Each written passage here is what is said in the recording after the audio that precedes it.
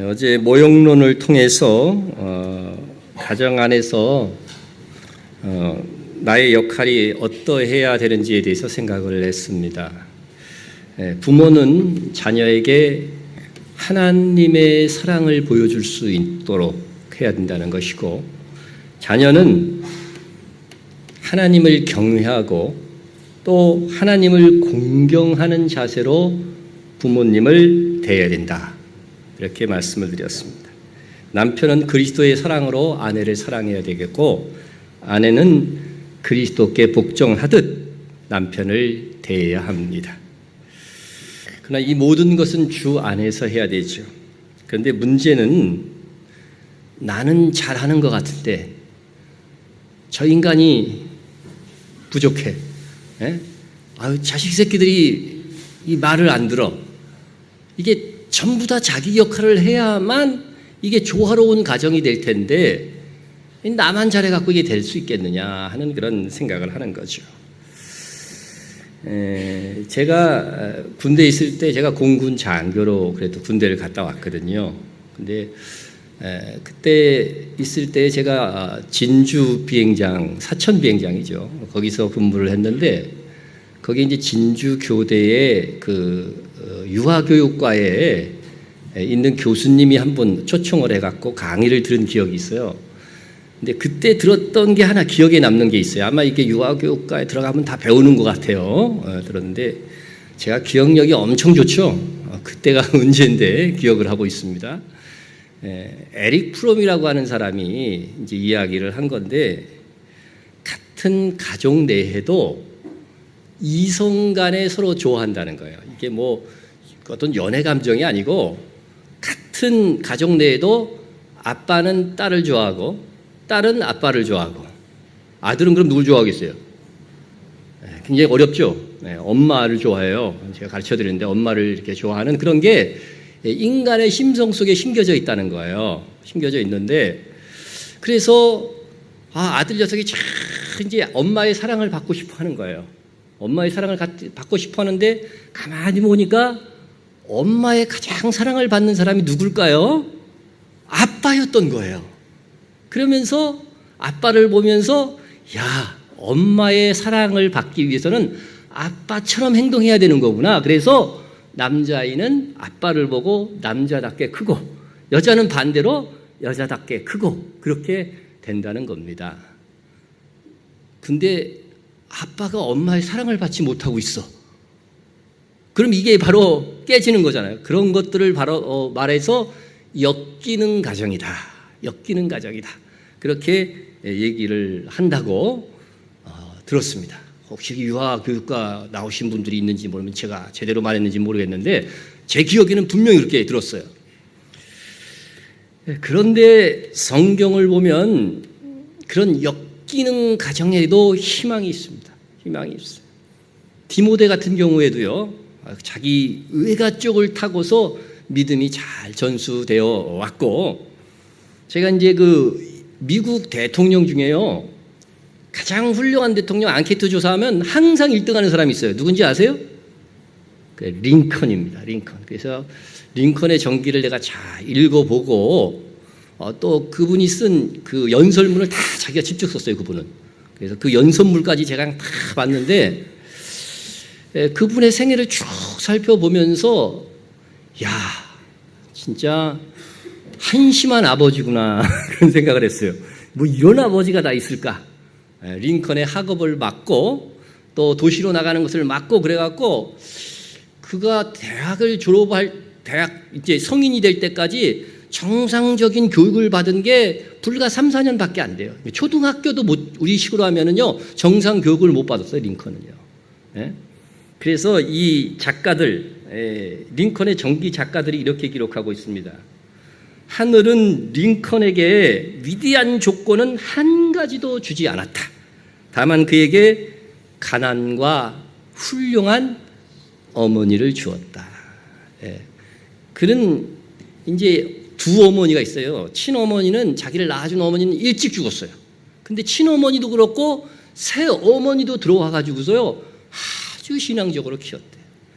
그 어머니들이 밭에서 일하면서 늘 기도의 소리를, 그치? 일하면서도 막 기도했다는 거죠. 기도 소리가 그의 귓가에 쟁쟁했다고 하는 것입니다. 그러니까 그뿐만 아니라 결혼을 했는데 정말 사랑했던 약혼녀가 그만 결혼하기 전에 죽었어요. 그래서 다른 여인하고 결혼했는데 이 여인과 결혼할 때는 사랑하지도 않았어. 근데 한번 그 전에 얼떨결에 당신과 결혼하겠다고 약속을 한 거야. 이 사람이 신실하다 보니까 한번 약속한 건 반드시 지켜야 된다. 그런 마음 때문에 이 여자하고 결혼을 했어요. 그런데 링컨의 아내도 하여튼 지독한 여자였어요. 다 설명할 수 없지만 링컨이 변호사 시절에는 출장을 갔다 와요. 출장을 갔다 와서 이제 집으로 돌아오는데 출장이 3일이었는데 2일 만에 일이 끝나고 돌아왔어. 그러면 집에 2일 만에 들어가야 되잖아요. 그런데 나머지 하루를 집 근처 여관에서 자고 그 다음에 집으로 들어간 거예요. 그 정도로 아내가 그 링컨을 하여튼 괴롭혔습니다. 링컨 사후에까지도 이 링컨의 아내는 덕스럽지 않은 행동들을 참 많이 했다 하는 것입니다. 그럼에도 불구하고 링컨은 미국에서 가장 존경받는 대통령이 되었습니다. 그 가족 식구 누구도 제 역할을 하지 못했지만 그 어머니가 기도하면서 말씀으로 교육했더니 위대한 인물이 나왔다. 아무리 엮이는 가정이라도 내가 선 이 자리에서 누군가 희생하고 하나님 앞에 기도하는 가족에 이런 한 사람이 있다고 한다면 그 사람을 통해서 놀라운 변화가 있을 수 있다고 하는 것들을 보여주는 것입니다. 그러니까 남편 때문이라고 아내 때문이라고 자식 때문이라고 핑계할 수가 없는 것은 내가 똑바로 서면 하나님께서 긍휼을 베풀어 주신다고 하는 것입니다. 자, 그 다음에 이제 말씀을 드리고자 하는 것은 우리가 성령 안에서 기도하고자 한다면 가장 우리의 기도를 막는 것이 뭐라고 생각하세요? 그것이 바로 죄입니다. 죄. 예. 가정을 위한 우리의 기도를 막는 것도 죄를 버리지 못하기 때문입니다. 예? 구하여도 받지 못하면 정욕으로 쓰려고 잘못 구함이라. 이 정욕은이라고 하는 이 죄를 품고 있으면 하나님 앞에 기도하여도 어떻게 돼요? 하나님이 응답해 주시지 않는다고 하는 것입니다. 예? 그래서 성령 안에서 기도하는 것을 가장 맞는 것이 이 죄인데, 제가 성경에서 레위기를 보면은 레위기가 아주 재밌죠. 레위기를 보면은 5가지 제사법이 다 소개가 돼요. 소개가 되는데 이 5가지 번제, 소제, 속제, 속건제, 하목제가 있는데 이 제사 속에 속제의 기능이 모든 제사들마다 다 있더라는 거예요. 심지어 소제는 가루를 드리는 건데도 불구하고 가난한 자들은 이걸로 속제제를 드릴 수 있다. 이렇게 되어져 있습니다. 여러분, 하나님 앞에 나아가기 위해서 제사를 드리는 거예요. 네? 그런데 모든 제사에, 심지어 하목제에도 속제의 기능이 있다고 한다면 하나님 앞에 나아가는 자들은, 하나님께 기도하는 자들은 반드시 죄의 문제를 해결해야 된다는 거죠. 정욕을 버리지 않고 죄된 마음을 갖고 기도하면 안 된다는 거죠. 예수의 이름으로 기도한다는 말은 쉽게 얘기하면 예수의 정신으로 기도한다는 거예요. 거기에 부합되지 않는 기도들은 응답되지 않을 것이라고 하는 것입니다. 예? 그런데 우리 그리스도인들이 회개하면 되니까 하면서 죄를 너무나도 가볍게 여긴다는 겁니다. 제가 퀴즈를 한번 내겠습니다. 우리가 회개하면 하나님께서 용서해 주시죠? 믿습니까? 근데 하나님이 용서하시면은 죄에 대한 보응이 있다 없다. 하나님이 죄를 용서해 주시면 그거에 대한 벌이죠. 보응이라는 말이 벌도 면제해 주시는 것이다. 아니다. 벌은 그대로 받아야 된다. 하나님의 용서는 어떤 성격을 갖고 있는가를 보는 거예요. 그래서 하나님의 용서가 죄의 보응이 있다 생각하시는 분은 이렇게 하시면 돼요. 예? 그리고 없다 하시는 분은 어떻게 해요? X 하면 되는 겁니다. 자, 다 같이 표시해 보세요. 중간 없어. 예?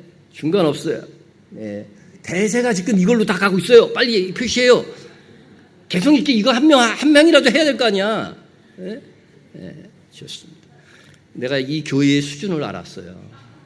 예. 수준이 높다 낮다? 수준이 굉장히 높다. 예, 높다는 겁니다. 하나님의 용서는요, 죄에 대한 보응이 있습니다.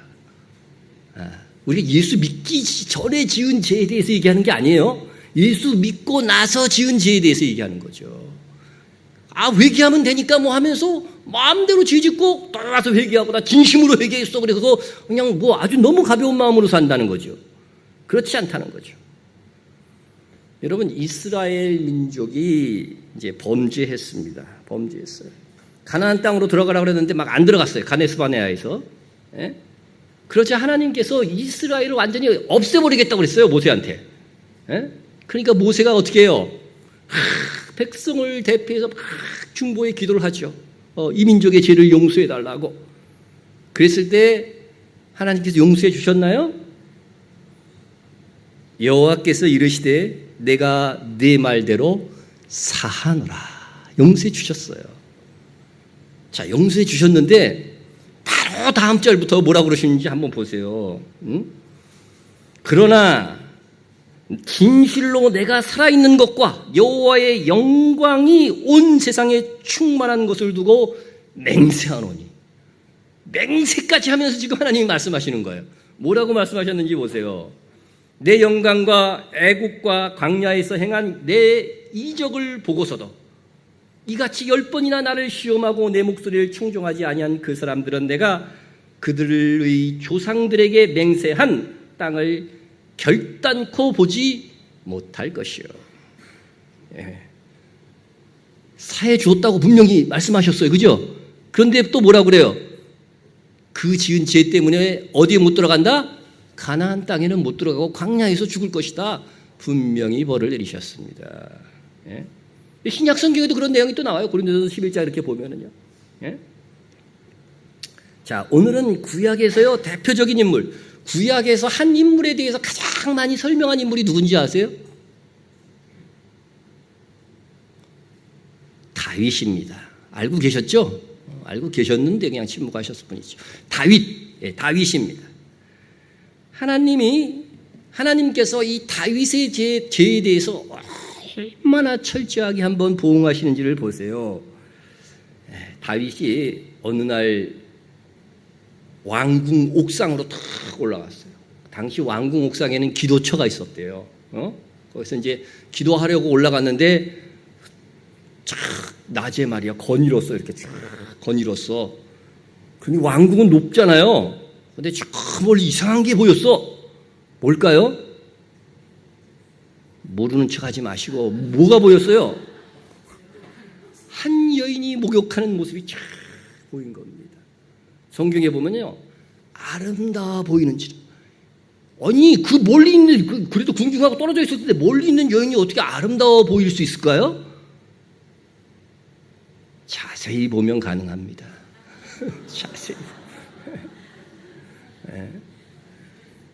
하나님의 말씀은요, 항상 자기에게 적용해 봐야 된다 그랬죠. 여기 남자분들이 꽤 있는데 내가 만약에 옥상에 탁 갔는데 이웃집 여자가 목욕하는 게 딱 보였다. 제가 성경 보관할 때 물어봤어요, 사람들한테. 어떻게 하겠느냐? 그래도 그리스도인인데 고개를 돌려야죠.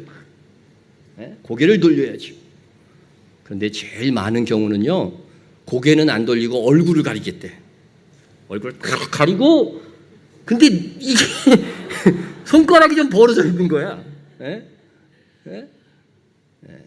대부분 이런 쪽으로 대답을 하더라고요. 여러분, 다윗이요, 자세히 봤어요. 아름다워 보이는지라. 거기서까지 그거 이제 보고서 끝났으면 좋을 텐데 오라 그래가지고서 동침을 했습니다. 그리고 아기를 낳았습니다. 여러분, 거의 1년 동안 다윗은 회개하지 않은 거예요. 그 신실했던 다윗조차도 그 긴 기간 동안 죄를 범하고 있으면서도 회개하지 않고 있었다고 하는 사실입니다. 그러자 나단 선지자가 와서, 요새 미투 그런 거 많이 하잖아요, 그죠? 예? 하나님의 미투, 하나님의 미투. 예? 와서 이제 나단 선지자가 이렇게 얘기합니다.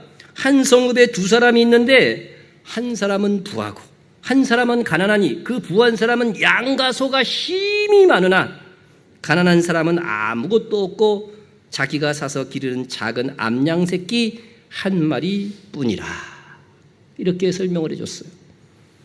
그러니까 다윗이 어떻게 돼요? 세상에 이렇게 나쁜 놈이 있나? 그러면서 뭐라고 대답했는지 잘 보세요. 여호와의 살아계심을 두고 맹세하노니 이 일을 행한 그 사람은 어떻게 해요? 마땅히 죽을지라. 왕은 그 당시 뭐를 했냐면 재판관이기도 했어요. 그래서요, 왕자와 재판석은 그 같은 단어더라고 보니까 제가. 그러니까 이 스스로 자기를 재판한 거죠. 죽을 자야 너는, 이렇게 재판을 한 거예요. 이게 판결이에요, 여러분. 하나님 앞에서 스스로 판결한 거죠. 그가 불쌍히 여기지 않고 이런 일을 행하였으니 그 양새끼를 몇 배? 잘 기억하세요. 4배로 갚아야 할지라. 이것도 판결이에요. 4배로 갚아야 할지라. 네. 이렇게 판결을 했습니다. 네. 그러자 바로 그러한 일을 한 사람이 누구라고요? 바로 당신 다윗이라고. 그러면서 선지자는 징벌을 더합니다. 거기에다가 다윗이 말한 것에다가 징벌을 더해요. 네? 보십시오. 이제 내가 나를 업신여기고 햇사람 우리아의 아내를 빼앗아 내 아내로 삼았은즉 칼이 내 집에서 영원토록 떠나지 않으리라. 이것은 살아생전 동안 영원하다는 거죠. 네? 칼이 집안에 계속 칼부림이 날 거라고 하는 거죠. 무서운 벌을 내리신 거죠. 또 뭐냐면은요, 여호와께서 또 이같이 이르시기를, 보라 내가 너와 네 집에서 재앙을 일으키고 내가 네 눈앞에서 내 아내를 빼앗아 네 이웃에게 주리니 그 사람들이 네 아내들과 더불어 백주에 동침하리라. 재앙을 일으켜서요, 아내들이요 백주에 당한다는 겁니다. 이상 몇 가지 징벌을 선언한 거예요. 다윗 스스로 2가지, 선지자가 2가지를 더했죠. 정리해서 보자면은, 그랬을 때 이제 그렇게 얘기하고 다윗이 나단에게 이르되 내가 여호와께 죄를 범하였노라 하며 했어요. 그러자 하나님께서 용서해 주시죠. 보세요. 그러나 판결 사항이 어떻게 변하나 보세요. 첫째, 판결이 뭐냐면 스스로 뭐라고 그랬어요? 마땅히 죽을 자라 했으니까 다윗이 죽어야 돼, 형벌로. 2번째는 뭐냐면요, 집에 칼이 떠나지 않으니. 이거 3번째는 아내들이 정절을 잃어버릴 것이다. 그리고 4번째, 양 한 마리의 넷을 갚아야 함.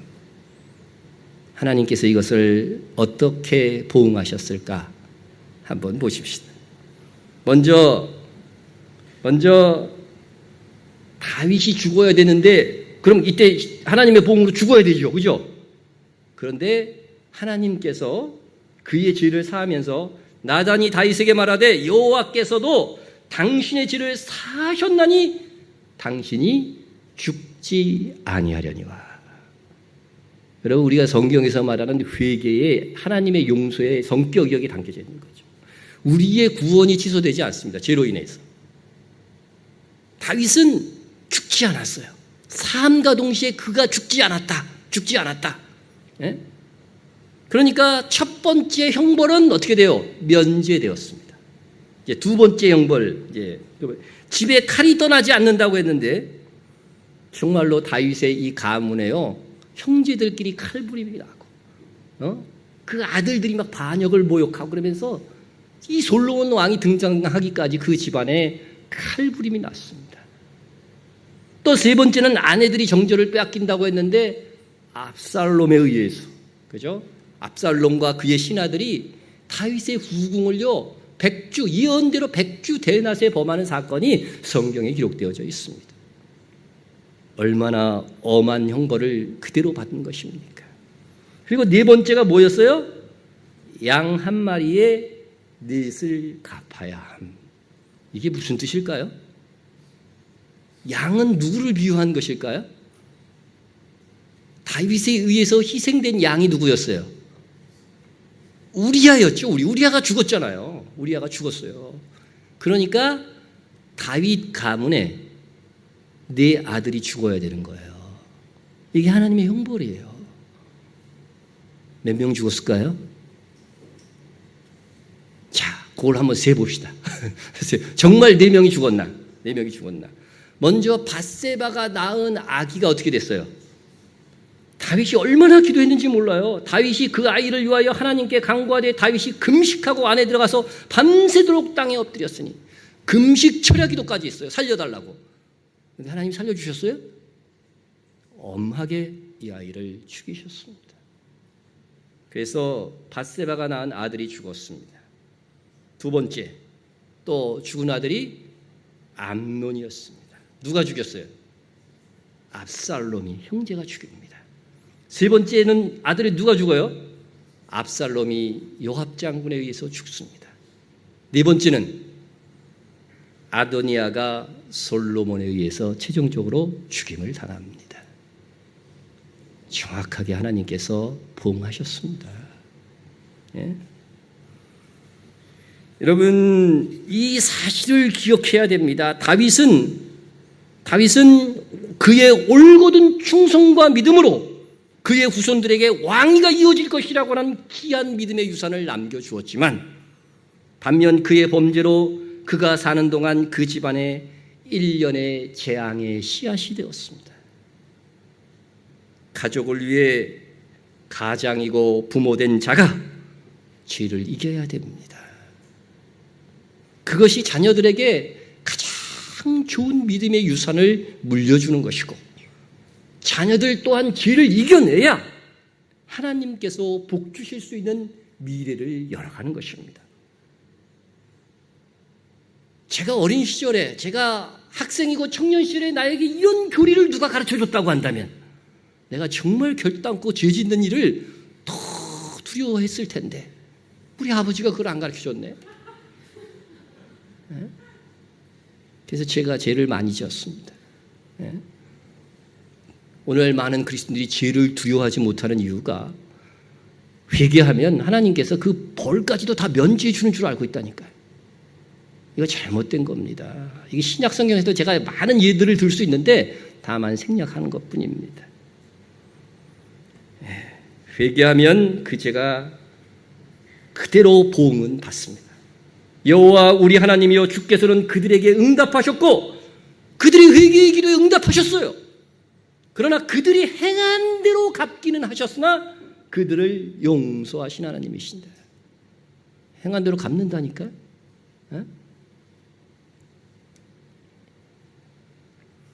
어떤 사람은 병들기도 하고 어떤 사람은 죽은 자도 있느니라. 신약 성경에 그 말씀이 있어요. 그러나 그들이 구원은 받았다 분명히 기록하고 있어, 성경에. 여러분, 자녀가 일단 죄를 지었으면 신속하게 성령께서 회개의 영이 되어 주시사 회개할 수 있도록 기도해 주세요. 대신 회개하는 것도 방법이에요. 예수님께서 베드로를 위해서 기도해 준 것이 베드로가 나중에 어떻게 해요? 회개할 수 있는 귀한 기초가 되었잖아요. 예수님께서 십자가 선상에서 십자가에 못 박는 그 유대인들을 위해서 기도해 준 것이 나중 오순절 성령 강림절에 3,000명이 회개하고 돌아오는 밑거름이 된 거예요. 그래서 아직 그가 회개하지 않았을지라도 내 사랑하는 가족이 특별히 죄를 지었을 때는 하나님, 마치 내 죄인 것처럼 회개해야 됩니다. 다니엘은 심지어 자기 조상들의 죄를 회개하잖아요. 하나님께서 구하시는 제사는 상한 심령이라. 하나님이여, 상하고 통회하는 마음을 주께서 멸시하지 아니하시리라. 내가 또 지난주에 지은 죄 또 줬어. 이거 이번엔 정말 면목이 없어서 회개도 못하겠어. 그럴 때 있죠? 나만 있었나? 너무 거룩한 척하고 있는 것 같아. 그럴 때 진짜 기도할 면목이 안 서더라고, 하나님 앞에. 그때도요, 하나님이 절대 멸시치 않습니다. 회개하세요. 진심으로 회개하고 돌이킬 것을 각오하고 다시 도전하는 겁니다. 다시 도전하는 거죠. 예? 그리고 회개했다 싶으면 그에 상응하는 징계를 달게 받을 수 있도록 가르치고 기도해 주세요. 예?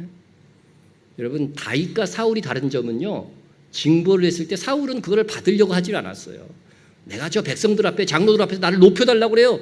죄를 지적하는 사무엘 앞에서. 그러나 다윗은 이 모든 징계, 하나님께서 이러이런 벌을 내리라고 할 때 그대로 다 받습니다. 정말 회개한 사람은요, 하나님께서 내리시는 그 징벌까지도 아멘 하고 받는 거예요. 네? 우리 아들 녀석이 언젠가는 컴퓨터를 막 하면서 이런 말을 해요. 이야, 컴퓨터 하면서 돈 벌 수 있다는 거예요. 그래서 아버지 다음 달에 그 뭐 필요한 거 있으면 얘기해요. 내가 사줄게 막 그래요. 이 쉽게 돈 버는 일이 없는데 얘가 왜 이러나 하는데 거기서 무엇이든지 물어보세요 같은 거 있잖아요. 딱 물어보면 거기에 답을 딱 달아주면 그 포인트가 올라가서 그 돈을 받을 수 있대요. 그래서 자기가 하루에 2, 3시간만 일하면은 한 달이면은 100만 원 넘게 자기가 받을 수 있대요. 그래서 정말 그 다음 달에 보니까 우리 어머님, 그러니까 우리 아들의 할머니죠. 뭐 컴퓨터 모니터도 막 사주고 그러더라고. 이야, 그래도 제주도 좋다 그랬어요. 웬걸 3개월이 지나니까 지적 소유권 침해. 아무거나 막 복사해 갖고 갖다 놓은 거에 다 대답을 막 이렇게. 대학도 졸업하기 전인데 환장하는 거죠, 저는. 그래서 졸업하면서 그것을 2년 동안 벌어서 집에 한 푼도 안 갖다 주고 그거 갚는 데 다 썼습니다. 우리 가족들은 걔한테 가서 다시 얘기하면 안 돼요. 비밀이에요. 그걸로 얼굴이 시커매졌어, 정말. 한두 건이 아니라 10건이 넘는 데서 그냥 이게 막 고발장이 들어오니까 감당을 내가 할 수가 없는 거예요. 형사에서 민사에서 작은 거지만 하여튼 계속 하고 어떤 거는 500만 원에 합의하고 어떤 건 작은 건 200만 원에 합의하고 그렇게 하고 10건이 넘었어. 제가 없는 돈에 도와줬겠습니까? 안 도와줬겠습니까? 제가 도와줄 돈이 없어서 한 달에 내가 20만 원씩 보조할게 이렇게 해서 2달 부어주다가 안 보여줬어요. 그 다음부터는. 왜요? 징계돈 그대로 받아야 되니까. 얘가 뭔가 하나님 앞에 잘못한 게 있었던 거야. 그러면서 솔직하게 얘기해. 나 이러다가 하나님한테 벌 받는데 그런 생각이 있었다는 거예요, 자기가. 그리고 나서 이 사건이 터졌다. 그렇게 얘기하는 걸 들었습니다. 그래, 그거 얘기한 다음부터는 제가 안 도와줬어요. 왜냐하면 하나님이 내리신 징계를 올곧게 받아야 되니까.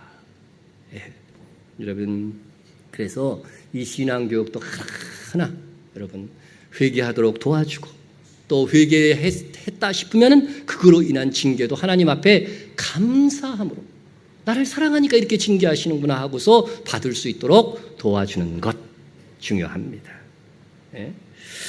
여러분, 회개하면 하나님께서 반드시 멸시하지 아니하고 회복시켜 주세요. 제가 얼마 전 우리 그 교인을 통해서 이재환 변호사라고 좀 알게 되신 분이 있어요. 그런데 이분이 대일외고를 나왔다고 그러더라고요. 거기서 시험 보면 항상 1등 아니면 3등 그 안에서 자기는 놀았대. 공부 잘한 건가요? 근데 대일외고를 나오면은 고등수에 들면은요 서울대를 못 가는 경우가 없대. 그래서 서울법대를 아주 그냥 합격을 했어.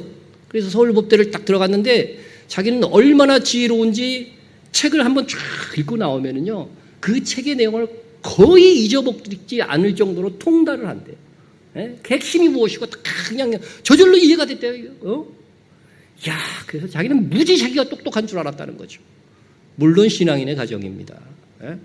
그러다 보니까 어떻게 되겠어요? 점점 교만해지기 시작한 거예요. 그런데 하나님께서 그 교만을 치시는데 대학교 2학년 때부터 갑자기 그 지혜가 싹 사라지는 걸 정말 느낄 정도였대요. 책을 읽어도 뭔 뜻인지는 모르겠대. 그리고 이게 보통 사람들이 대화하면은 막 얘기하고 깔깔깔 웃고 그러잖아요. 왜 웃는지 잘 모르겠대. 지혜가 어두워져가지고서. 그래서 대학을 10년 만에 졸업했어요. 얼마나 머리가 어두워졌는지. 예? 그래도 그 이후에도 자기 동기들 중에, 서울법대 동기들 중에 그 중에 자기가 가장 못된 사람이래요. 예? 다른 사람들은 다 잘 됐는데 자기는 제일 못돼 갖고 동기들이 자기한테 전화도 안 했대. 너무 슬퍼 갖고. 그래 갖고 결국은요, 아주대 법학대학원을 들어가 가지고서 2016년도에 겨우 변호사 시험 합격해 가지고서 이제 활동을 하는 거예요. 그러면서 자기의 삶을 뒤돌아보면서 회개한 거죠. 아, 이 지혜가 원래 내가 갖고 있었던 것이 아니라 누가 주신 것? 하나님이 주시는 것이었구나. 그렇게 해서 회개하고 나니까 하나님께서 다시 최근 들어서요, 지혜가 다시 옛날에 가졌던 그 지혜가 싹 들어오는 것이 느껴졌대요. 예? 그래서 법무부는 오늘 하늘에서 지금 근무하고 있는데, 검색해 보면 다 나오는 사람이에요. 예, 그래서 이 사람이 지금 자기가 수임한 사건이 50건이래요. 50건. 자기가 50건을 수임해서 일하는데 모든 사건에 대해서 정확하게 다 알 수 있대요. 다시 지혜가 찾아와서. 그래서 자기가 오른 하늘, 실제인지 모르겠지만 법무법인이 거의 먹여 살리고 있다. 네? 그런 얘기를 하는 것을 들었습니다. 여러분, 회개하면 하나님께서 회복시켜 주시고 더 잘 되게 하십니다. 네? 우리가 정말로 하나님이 쓰시고 사랑하는 사람은요, 전혀 죄를 짓지 않는 사람이 아니라 죄를 짓고 철저하게 회개하는 사람이에요. 그래서 여러분의 가정 속에 하나님과의 이 기도의 이 교제를 가장 맞는 것이 죄인 것을 알고요, 죄를 이길 수 있도록, 우리 자녀들이 죄를 이길 수 있도록, 우리 가정 속에서 죄가 사라질 수 있도록 기도하는 것, 그리고 노력하는 것, 잊어서는 안 될 것입니다.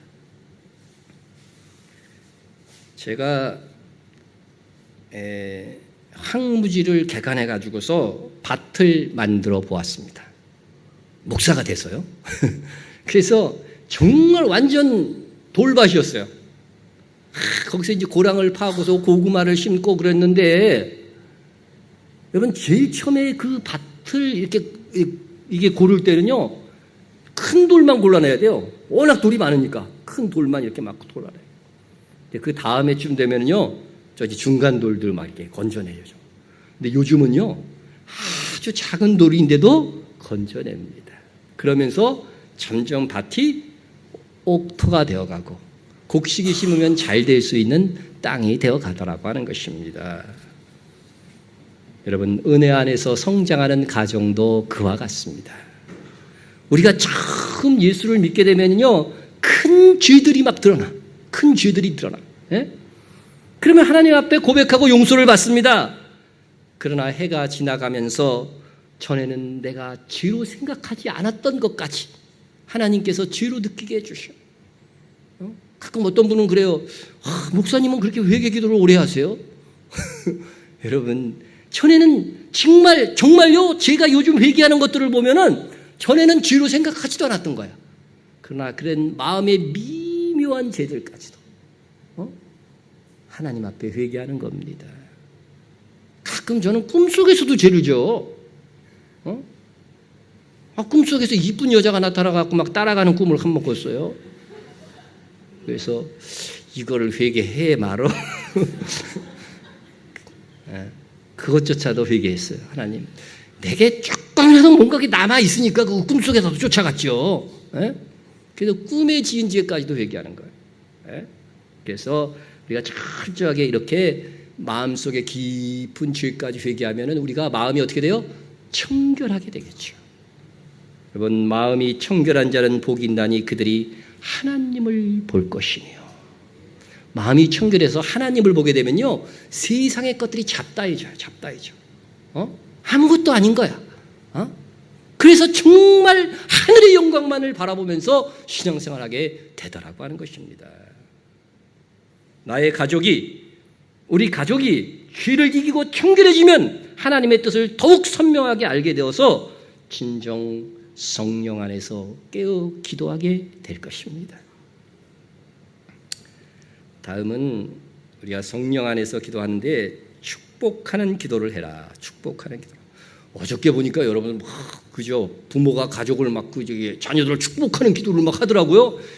이야, 이 부분은 뺄까 하다가 다시 그냥 얘기를 하는 겁니다. 여러분들이 잘하고 있는 것 같아요. 예? 근데 우리가 이 축복할 때 축복과 복은 분명히 구분해야 돼요. 축복이 무슨 뜻이에요? 빌축이잖아요. 복을 빌어준다는 거예요.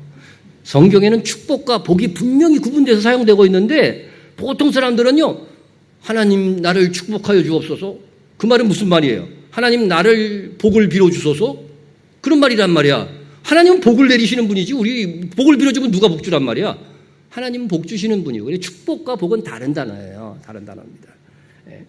여러분, 우리는 왕 같은 제사장이기 때문에 구약시대의 제사장에게만 있었던 축복권과 저주권이 다 있습니다. 가족에게 저주권을 사용할 수 있어요? 네, 없죠. 세상 사람들은 사용하더라고. 웬병할 자식아 막 그런다. 자식 보고 말이죠. 이 문둥이 같은 녀석아 막 말이죠. 예? 우리 그 교회 밑에 봉구수 분식점이 있어. 그래서 막 욕하는 소리가 들려가지고서 아주 험한 욕을 해갖고 탁 그냥 놀라서 살짝 봤더니 지 아들한테 그렇게 욕을 하는 거야. 이야, 평상시에 때는 품이 있는 여자인 줄 알았더니 자식한테 저런 말을 다 할까? 예? 저주하지 마세요. 어떤 어머니의 고백입니다. 집을 나서기 전에, 아이가 학교 가기 전에, 아이가 어렸어. 학교 가기 전에 항상 어머니가 문 앞에서 축복 기도를 하고 보내셨어요. 예? 복을 빌어주는 거죠. 하나님, 내가 축복하오니 하나님께서 복을 내려주옵소서. 그래서 이 어린아이니까요, 모든 어머니들은 다 학교 갈 때에 축복 기도를 해주는 걸로 생각한 거예요, 이 아이가. 그래서 이제 어느 학교를 가다가, 문 앞으로 가다가 정류장에서 만난 친구들한테 축복 기도 얘기가 나온 거예요. 그랬더니 자기 외에는 아무도 엄마한테 축복 기도를 받고 나온 애들이 없는 거예요. 그래서 이 아이가 어떻게 할게요? 너희들 따라와. 그리고 자기 엄마한테 되돌아간 거야. 엄마, 얘네들은 축복 기도도 안 받고 학교를 가요. 그래서 그 서너 명의 아이가 같이 축복 기도를 해준 거예요. 그런데 놀랍게도요, 그 다음 날에도요, 이 아이들이 또 오는 거예요. 너무 좋은 거예요. 축복해 주는 것이. 그래가지고서 이분의 간증에 의하면은요, 자기 집에서 15명이 아침마다 온대요. 축복 기도를 받고서 출발하는 거죠. 네. 이런 축복해 줬어요.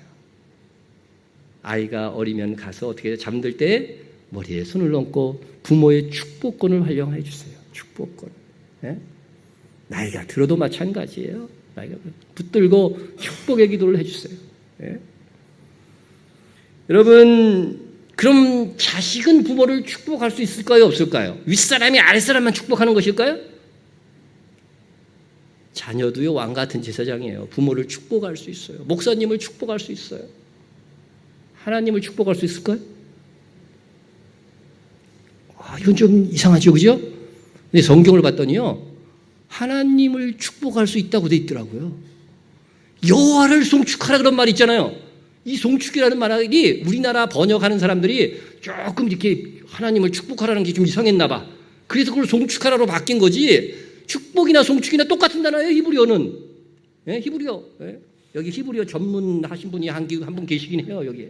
예, 바라크라고 해가지고서요. 이게 뜻이 무릎을 꿇다 그런 뜻인데 그걸 히필형인가 이렇게 바꾸면은요, 그게 바로 축복하다라고 하는 뜻이에요. PL형인가 축복하다.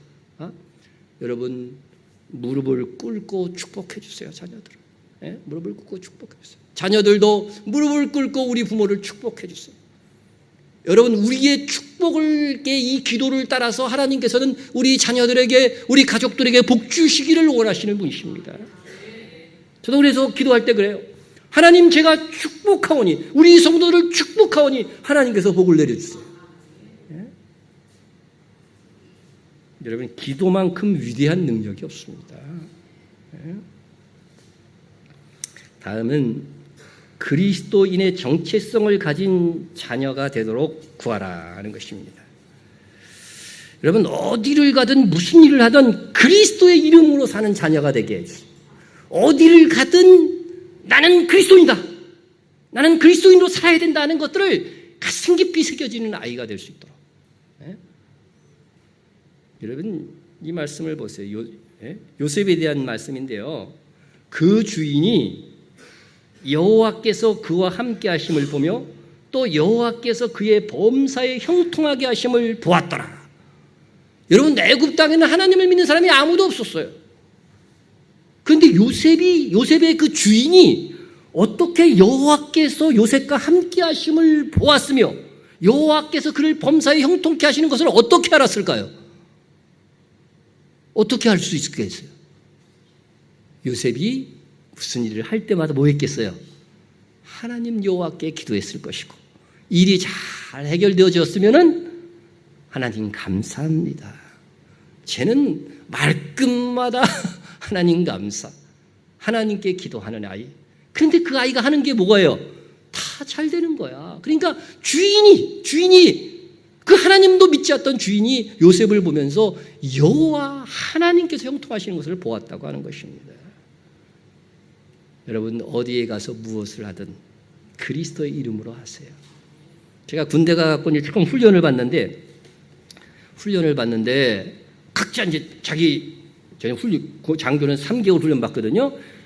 이제 자기 소개를 하라고 그래야 돼. 1구대 제가 1구대였어. 훈련을 받는데 저는 자기 소개를 할 때 제 자랑 좀 조금 하겠습니다. 제 이름을 말하기 전에 저는 그리스도인입니다. 이렇게 발표를 했습니다. 잘했어요, 못했어요? 그렇게 하니까 신앙이 좋은 애들이 자동적으로 저한테요 이게 붙어요. 그때 참 좋은 친구가 새겨졌고 제대하고서도 아주 10년, 20년 이렇게 교제를 했어요. 지금 두레교회에 있는 이문장 목사라고 있어요. 아시는 분은 아실지 몰라요. 두레교회는 유명하잖아요, 그죠?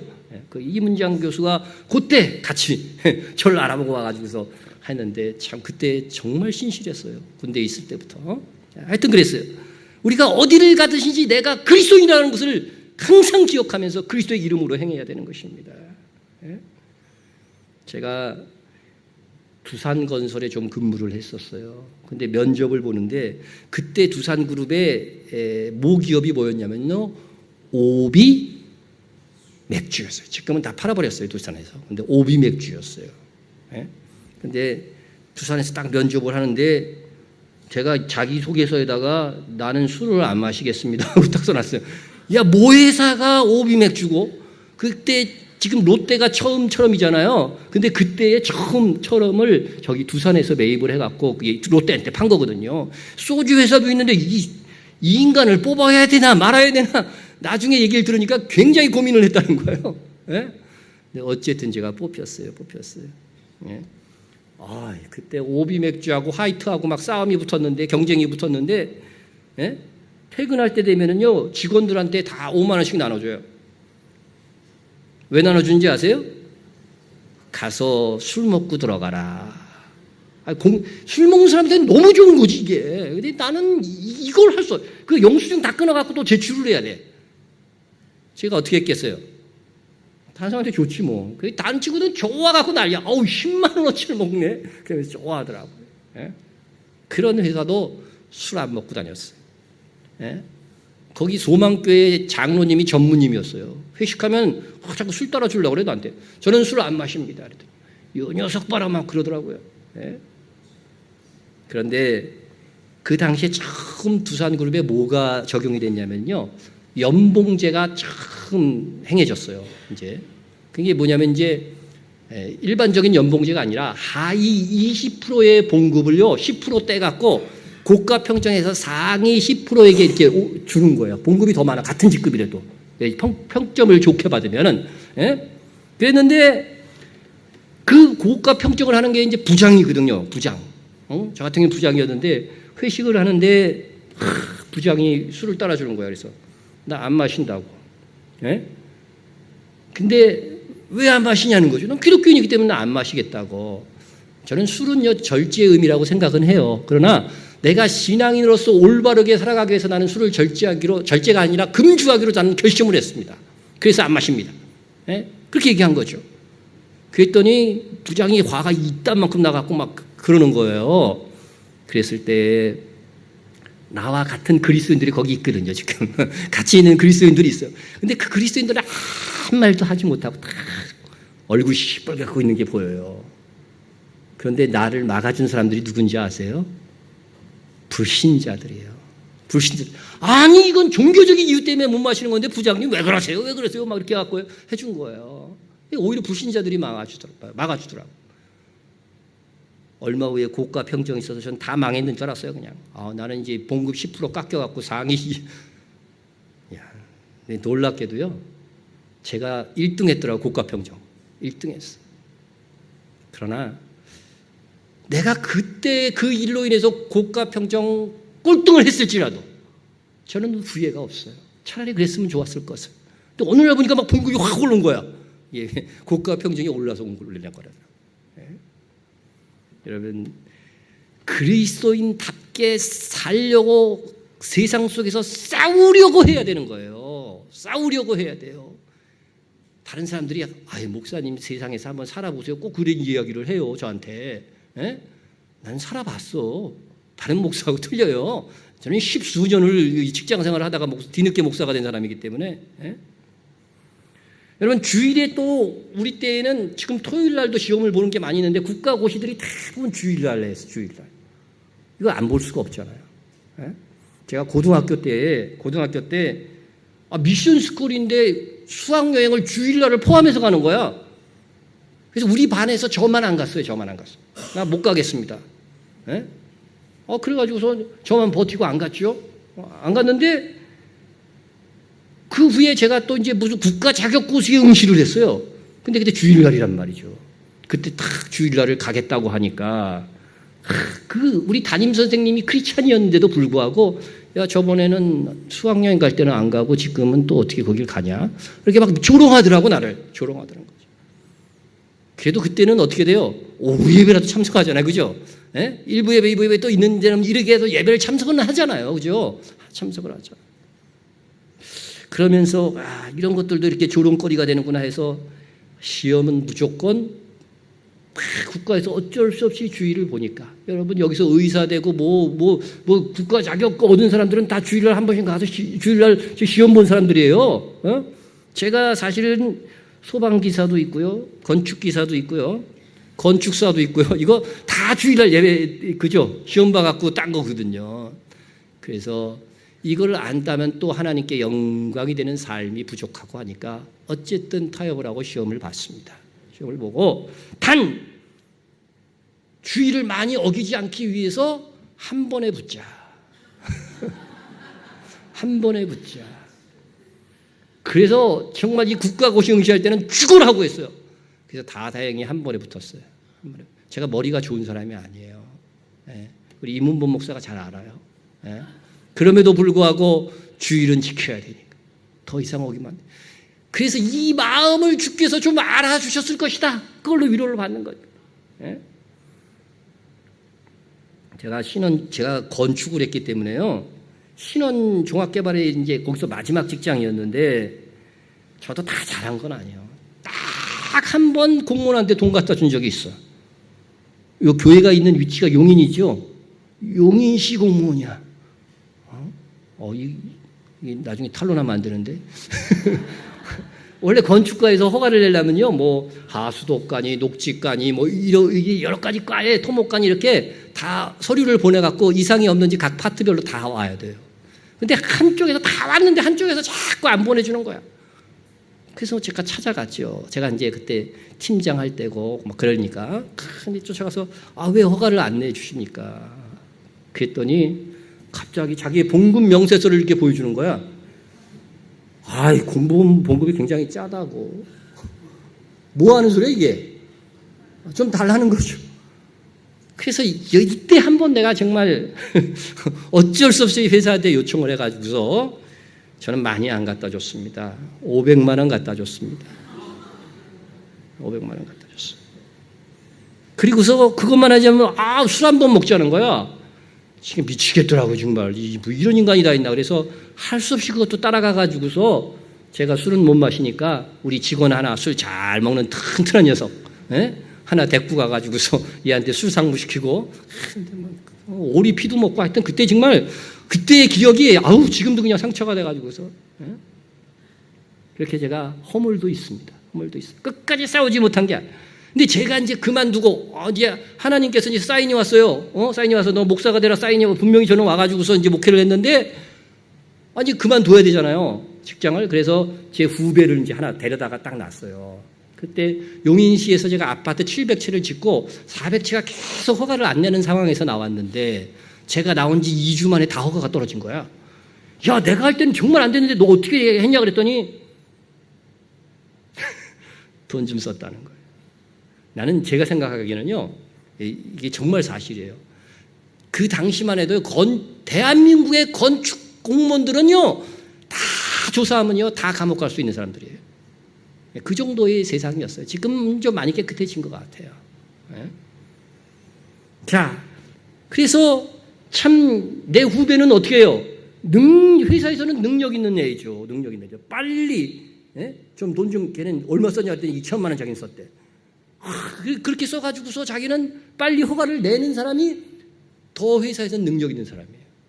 그러나 저는 정도로 가려고 하니까 자꾸 더딘 거예요. 더딘 거야. 그래도 그냥 버틴 거죠.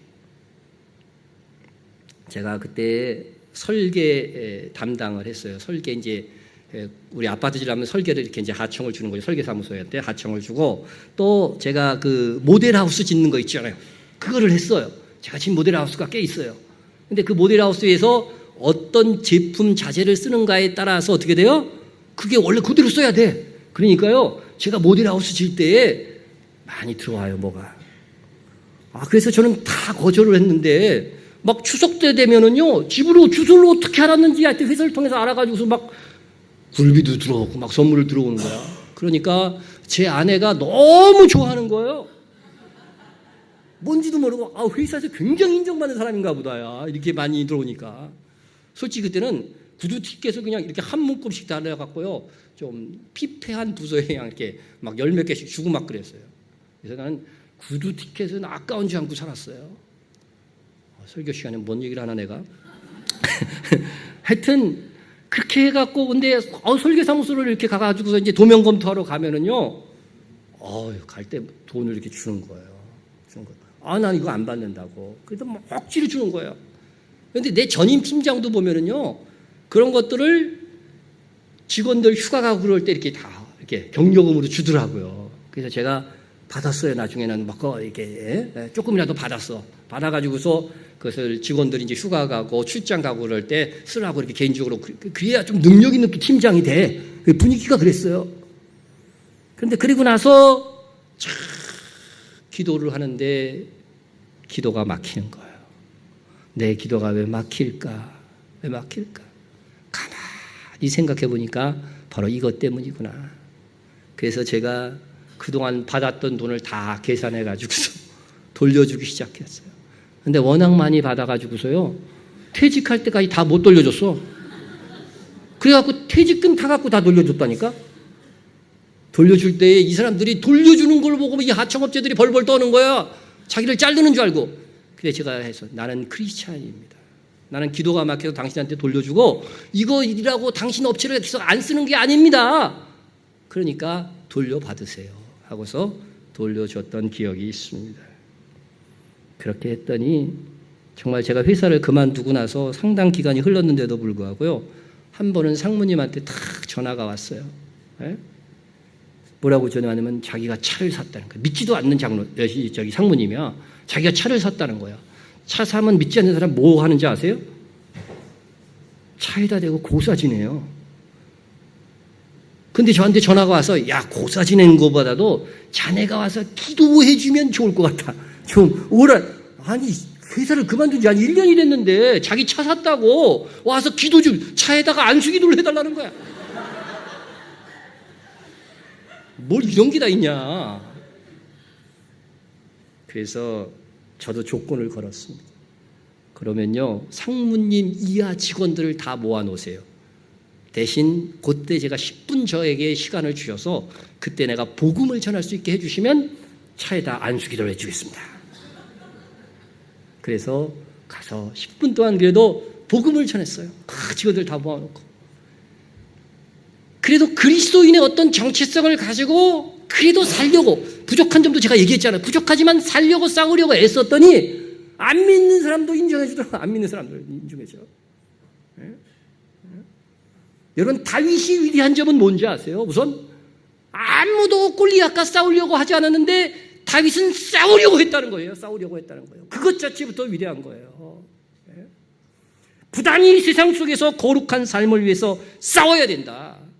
그것이 바로 우리가 지닌 십자가의 길이고 순교자의 삶을 사는 것이라고 하는 것입니다. 이상 여기까지가 어저께 할 내용이었어요. 어저께 할 내용. 이게 시간을 좀 봐야 되겠네. 어저께 할 내용. 오늘은 몇 시까지 해야 돼요? 자, 그래서 이제 오늘은 새롭게 이제 또 시작합니다. 오늘 걸로.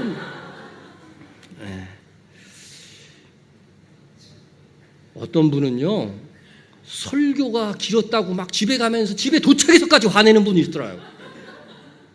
하나님께서 뭘 보실까요? 그 마음을 보시는 거예요. 근데 예기치 않게 즐겨보던 드라마가 30분을 더 연장해서, 인기 드라마 가끔 그러잖아요. 그럼 너무 행복해하는 거야. 근데 설교 30분 길어지면 이 견딜 수 없는 아픔이야. 하나님이 보고 계십니다.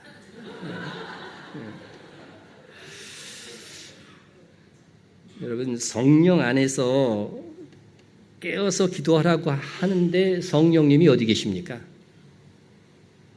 내 마음속에, 이렇게 앞에 계신 분이 이렇게 내 마음속에 그랬습니다. 어떻게 알아요? 어떻게 알아요?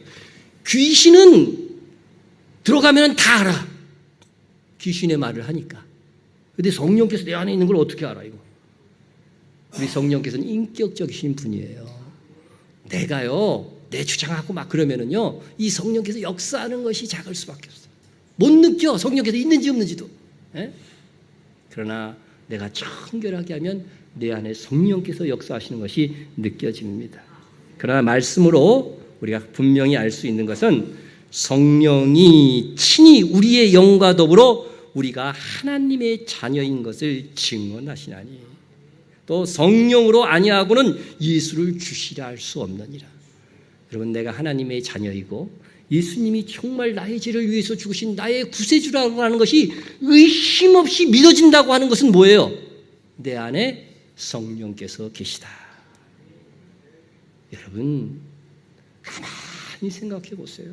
2000년 전에 죽은 예수가 날 위해서 죽었대요.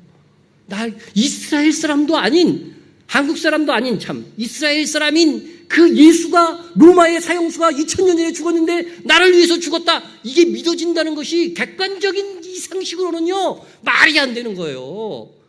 근데 난 믿어져. 누구의 역사?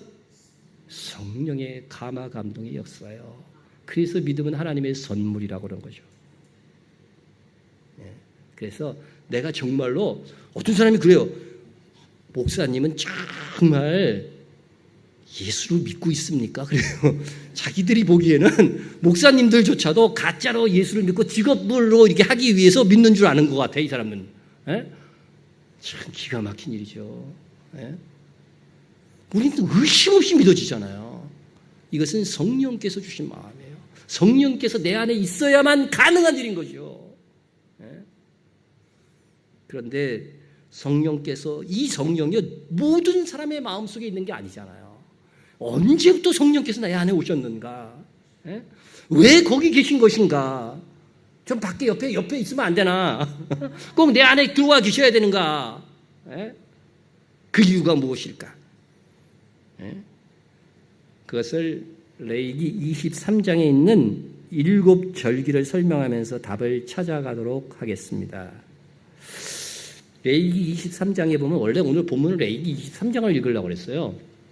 근데 이제 이게 다 못할 것 같아가지고서 레위기 23장에 보면 7절기, 세세토록 지켜야 될 7절기가 나오는데, 첫째가 무슨 절기? 유월절. 두 번째 절기가 무교절. 혹시 세 번째 절기 아시는 분 있으세요? 초실절. 네 번째 절기는 오자 들어가는데. 오순절. 5번째 절기 나자 들어가는데. 그렇죠. 나팔절. 6번째 절기 그냥 속죄일이라고도 하고 대속죄일이라고도 합니다. 속죄일. 예? 그 다음에 마지막 7번째 절기가 그렇죠. 초막절. 예, 장막절, 초막절, 수장절 이렇게도 성경에 여러 이름들이 있습니다. 여기서 성령과 관련된 절기가 무슨 절기일까요? 예, 오순절. 여러분 잘 배우셨어요. 좋은 교회네요. 예. 우리 교회는 이런 거 물어보면은요, 제가 잘 가르쳐서 우리 교회도 대답은 잘해요. 예. 성령과 관계된 절기가 이제 오순절이죠. 오순절. 예. 자, 이 절기가 왜 아는 것이 중요하냐면 이것은 예수님께서 우리를 구원하기 위하여서 흔히 구속사라고 그러죠. 이 구속사의 모든 과정들을 이 절기에 다 담아 놓으셨어요. 이 절기를 그래서 1년 동안 잘 지키면은요, 예수님께서 이 땅에 오셔서 해야 될 일들과 나중에 예수님이 재림할 때 일까지 다 알 수 있는 거야. 그래서 매년 이것을 반복하게 지킴으로 해서 이스라엘 백성으로부터 이 예수 그리스도에 통한 구원을 배우게 한 거예요. 그런데 이걸 제대로 안 지키고 있는 거죠. 네? 자, 성경에서 주된 줄거리, 성경의 주된 줄거리를 4가지로 이 주제를 나눌 수가 있어요. 네? 창조, 하나님이 창조하신 거죠. 타락했다는 거죠. 타락했으니까 어떻게 돼야 돼요? 구원받아야 되죠. 여러분 지금 구원받은 상태죠? 그런데 여러분의 구원이 완성됐어요? 완성이 안 됐죠. 구원의 완성. 이것은 재림에 관한 거죠. 그래서 저는 누구를 만나든지 안 믿는 사람을 만나서 이게 복음을 전할 때는 이 4가지의 주제를 딱 기억하고 있어. 그래서 창조, 타락, 구원, 완성해서 이제 덧붙이면서 말을 해서 복음을 전합니다. 네?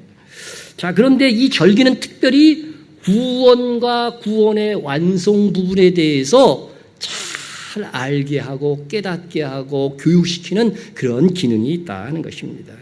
네. 창조. 왜 하나님이 우리를 창조하셨을까? 하나님이 왜 창조하신 것 같아요? 여러분 생각에. 심심하셔서요? 계속 하나님만 혼자 계시다 보니까 심심하셔서 우리를 창조하셨을까요? 왜 창조하셨을 것 같아요? 그런 생각 안 하면서 하십니까? 하나님은 뭐라 그랬어요? 한마디로 하나님을 정의하면 하나님은 사랑이시라. 그러니까 하나님께서는 우리를 무슨 대상으로? 사랑의 대상. 그래서 하나님이 우리를 우리가 하나님을 정말로 사랑할 때 하나님께서는 영광을 얻으시는 거예요. 영광을 받으시는 거죠. 네? 자, 그러면은 에덴 동산에다가 중앙에다 선악과는 왜 만들었을까요? 왜 만들었을까? 여러분 이 말씀을 보세요. 창세전에 그리스도 안에서 우리를 택하사 그랬어요. 그러니까 에덴 동산을 만들기도 전에 하나님께서는 그리스도를 십자가에 못 박혀 죽으시게 하심으로 인해서 우리를 구원하시기로 이미 결정해 놓으셨다는 거예요. 그거는 무슨 뜻이에요?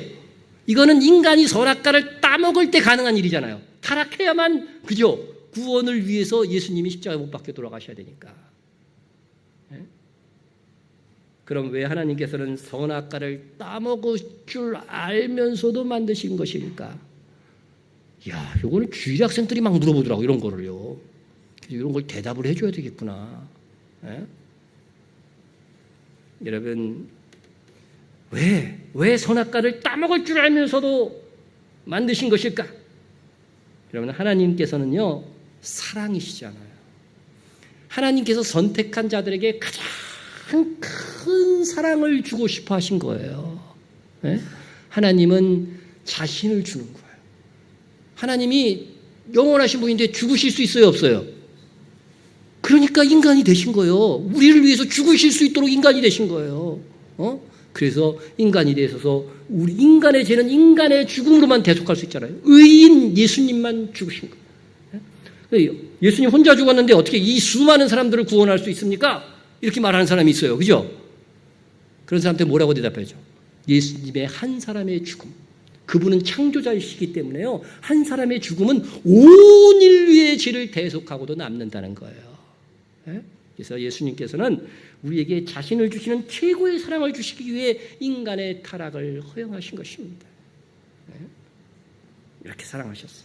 자, 그러면은 이제 그 최고의 사랑을 어떻게 하실 것인가? 그 부분이 바로 이 절기론에 나타나는 것입니다. 그래서 이 절기를 다 하려고 했는데 못할 것 같아요. 그래서 이 절기에 대해서 조금 이제 대충만 겉핥기식으로, 원래는 다 준비했는데 겉핥기식으로 대부분 넘어갑니다. 6월절에 예수님께서 뭐 하셨어요? 죽으셨죠. 예수님께서 6월절 성만찬을 하셨어요. 그죠? 6월절에 성만찬 하셨어요. 그리고 6월절에 체포되셨어요. 그리고 6월절에 재판받으셨어요. 사형은 언제 당했게요? 6월절에 당하셨어요. 우리는 밤 12시가 되면 하루 시작이잖아요. 거기서는 뭐예요?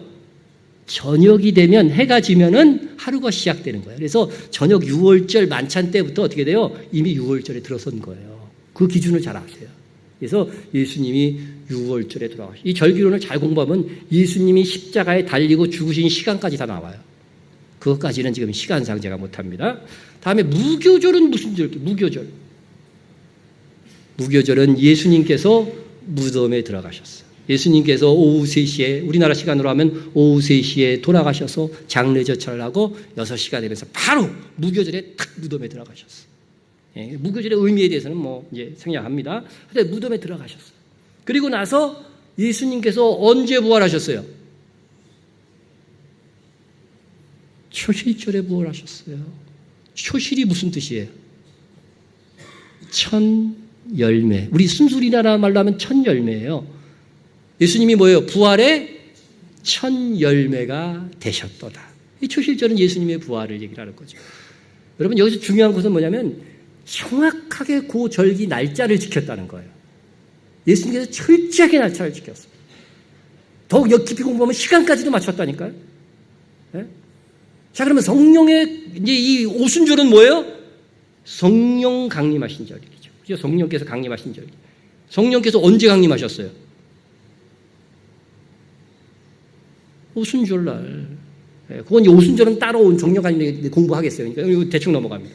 그다음에 자, 요때까지가 봄절기야, 봄절기. 이건 우리가 이미 경험한 거예요. 우리는 이 성취를 이미 봤어요. 이 절기에 대한 성취를 봤어요. 다 이루어졌어요. 시간까지 맞추어서. 그러면 이 가을절기가 나팔절, 속죄일, 장막절이 있는데 이건 무엇을 예언하는 절기일까요? 예수님의 재림이죠. 다시 오심에 대한 재림.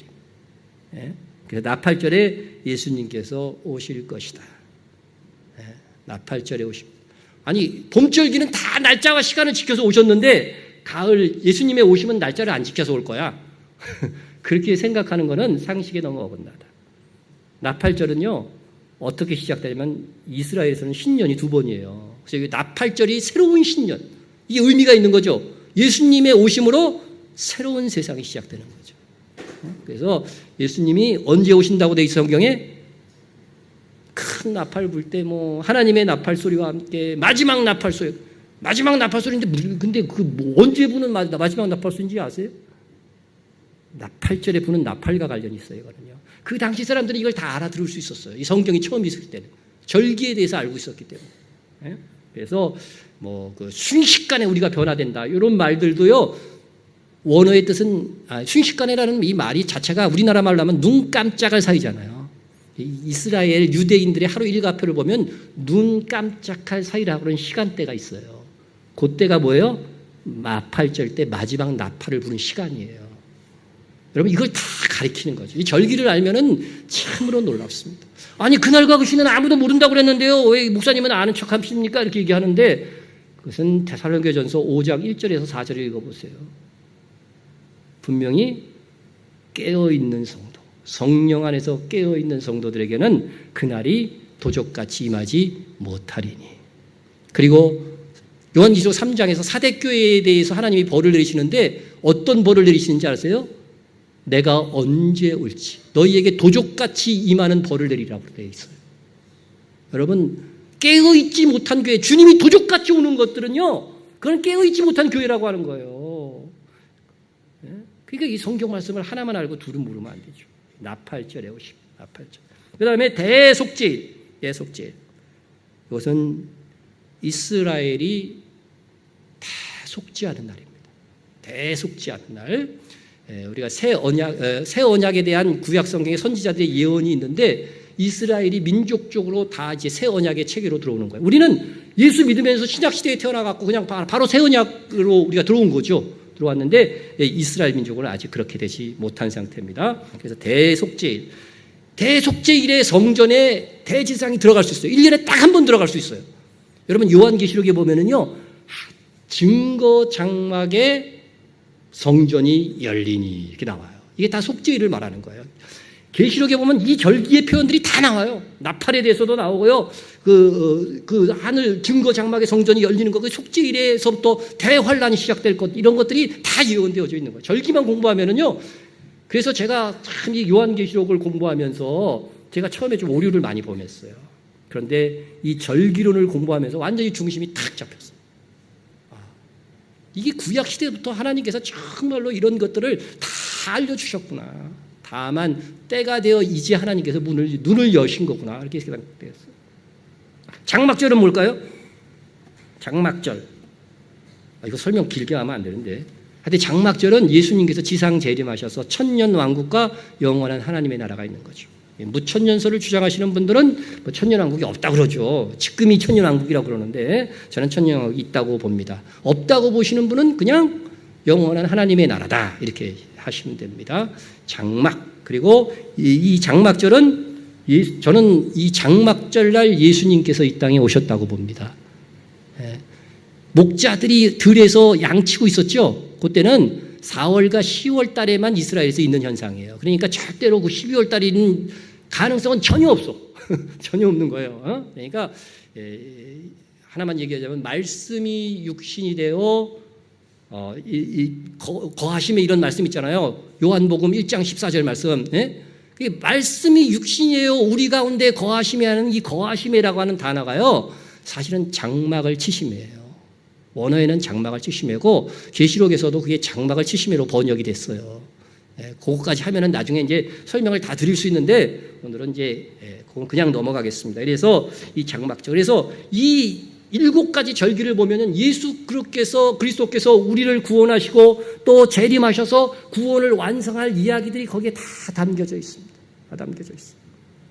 자, 그런데 이제 우리는 성령과 관련해서니까 오순절만 좀 더 살펴보도록 하겠습니다.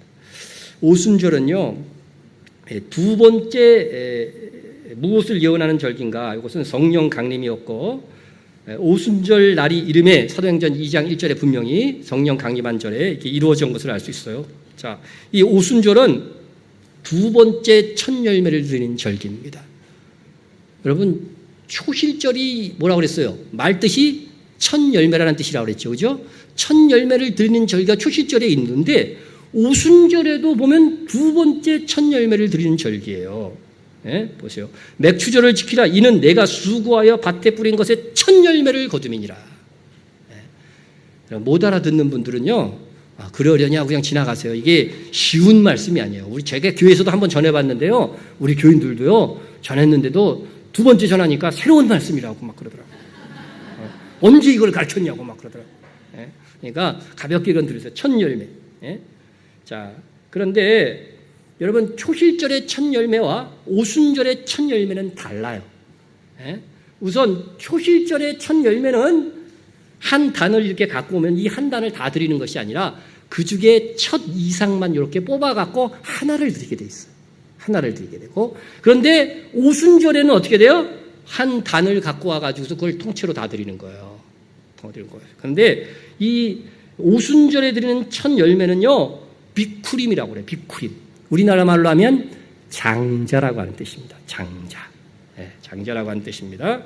자, 그런데 초실절에 드리는 첫 열매는 비쿠림은 비쿠림인데 비쿠림에서 첫 이삭 레시트라고 해가지고서 뽑아갖고 드리는 거예요. 그걸 레시트라고 그래요. 레시트. 이것은 머리라고 하는 뜻이에요. 머리라고 하는 뜻입니다. 그래서 그 뜻은 장자 중의 머리다. 여러분 성경에서 이 말씀을 읽은 기억이 있는 분은 성경을 아주 자세히 본 분이요. 이스라엘은 내 장자라. 기억나십니까? 들은 척이라도 좀 이렇게 해야지. 이스라엘은 내 장자라는 말이 있어요. 이스라엘이 장자. 이스라엘 장자 중에 장자 누구겠어요? 예수님이에요. 예수님. 그래서 이때에는 여러분 곡식단은 다 성도들을 의미하는 거 아시죠? 예수님이 그 비유에서도 다 예수님은 그죠? 곡식에 비유했어요. 우리는 알곡 그리고 쭉쭉이 뭐 이렇게 얘기하면서 성도들을 곡식에 의미한 거예요. 이게 구약 시대부터 쭉 내려오는 겁니다. 그래서 이 예수님은 한 분만 부활하시는 거예요. 초실절날은 예수님 한 분만 부활하셔요. 예? 그렇기 때문에 그 단중에 첫 이상 한 개만 딱 드리는 거예요. 이때는 이게 다 구약 성경에 예언된 거예요. 그렇게. 근데 오순절에는 한 사람만 구원받았어요?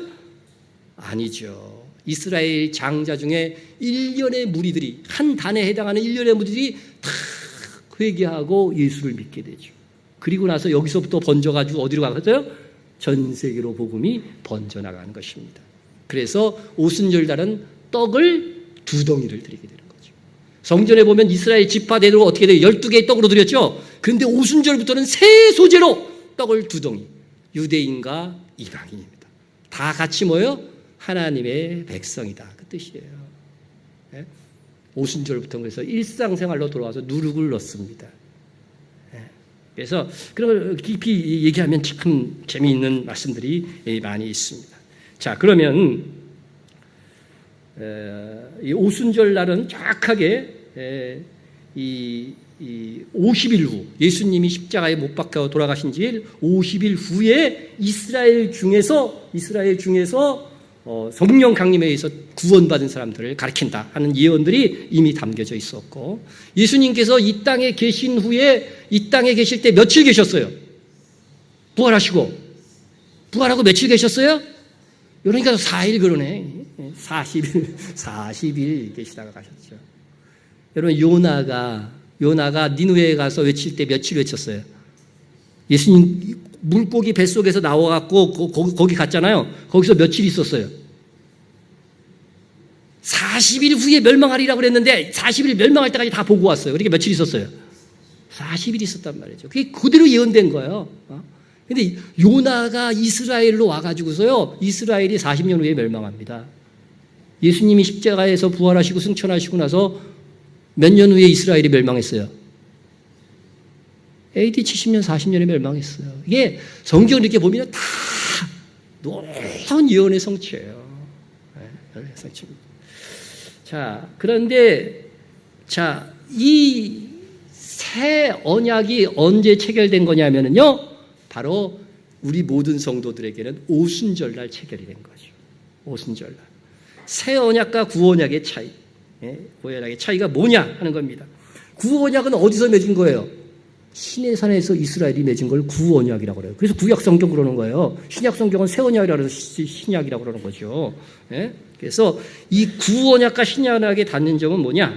자, 어제도 이 말씀 봤죠. 이 언약은 내가 그들의 조상들의 손을 잡고 애굽 땅에서 인도하여 내던 날에 맺은 것과 같지 아니할 것은 내가 그들의 남편이 되었어도 그들이 내 언약을 깨뜨렸습니다. 여호와의 말씀이니라. 여러분, 구약 시대에는요, 하나님이 남편처럼 옆에 계셨어요. 그런데도 이 사람들이 언약을 깨뜨려가지고 이 언약이 깨졌다는 거죠. 그래서 하나님께서 이제 뭐래요? 구언약과 같지 않을 것은 뭐예요? 뭐가 같지 않을 것이라는 거예요? 구언약은 깨졌다는 거죠. 그러나 새 언약은 어떻다는 거예요? 깨지지 않는 언약을 맺겠다는 거예요. 깨지지 않는 언약. 그것이 새 언약의 다른 점인 거예요. 그래서 어떤 방법으로 깨지지 않는 언약. 우리가 믿은 지 10년 후에 또 어떻게 마음이 변해갖고 예수 안 믿겠다 그러면 끝나는 거지 뭐. 그러면 구원 취소되는 거 아니야 또. 그런데 어떤 방법으로 하나님께서 한 번 예수를 믿으면 그것이 영원한 구원이 되게 하실까? 여러분, 우리가 하나님의 자녀라고 하는 말이요, 신약 성경에만 등장해요. 호세아서에 등장하는데 그 신약 시대를 예언해서 왔구나 하는 말이에요.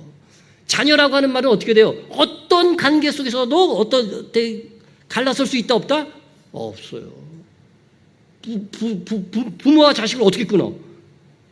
방법을 생각해 주세요. 방법을 얘기해 보세요.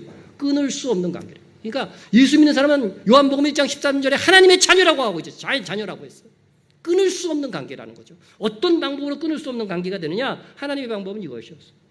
또 새 영을 너희 속에 두고 새 마음을 너희에게 주되 너희 육신에서 굳은 마음을 제거하고 부드러운 마음을 줄 것이며 또 내 영을 너희 속에 두어 너희로 내 율례를 행하게 하리니.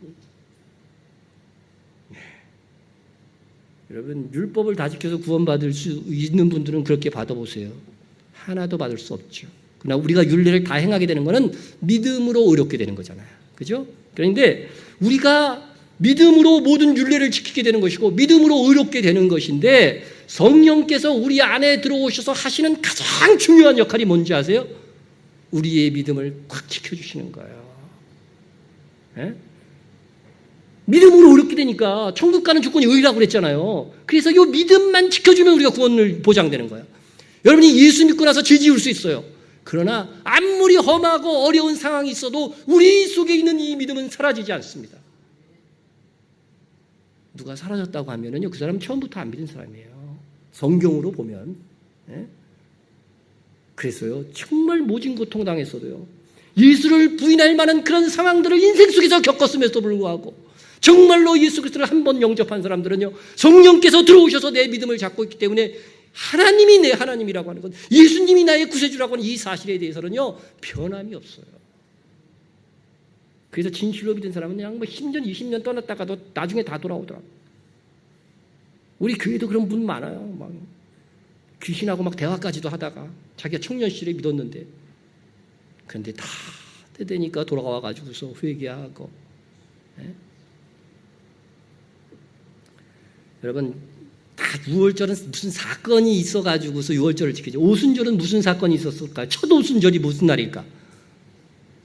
바로 시내산에서 구원약을 맺은 날이에요. 그게 첫 번째 오순절이에요. 그래서 출애굽기 19장에 보면은요, 그 이제 6월절 이후 그 온 날짜가 나와요. 날짜. 그리고 거기서 3일을 머무르고 계산을 해보면은요, 유대인들은 다 이 첫 오순절을요, 뭐 받은 날? 시내산에서 말씀 받은 날입니다. 말씀과 관계가 있는 거예요. 이 말씀을 지켜야 뭐가 돼요? 구원을 얻는 거란 말이에요. 그런데 이 사람들이 말씀을 지켜서 구원 얻을 능력이 없어. 율법은 좋은 것인데 율법이 왜 저주가 돼요? 그걸 지킬 수 없는 사람들에게는 저주가 된다는 거예요. 그래서 새 언약은 신약 시대의 첫 번째 오순절에 이 새 언약을 모든 민족들에게 준 거예요. 그래서 성령께서 다 들어오셔가지고서요, 그 말씀을 실행할 능력, 무엇으로? 믿음을 지킴으로 주시는 거예요.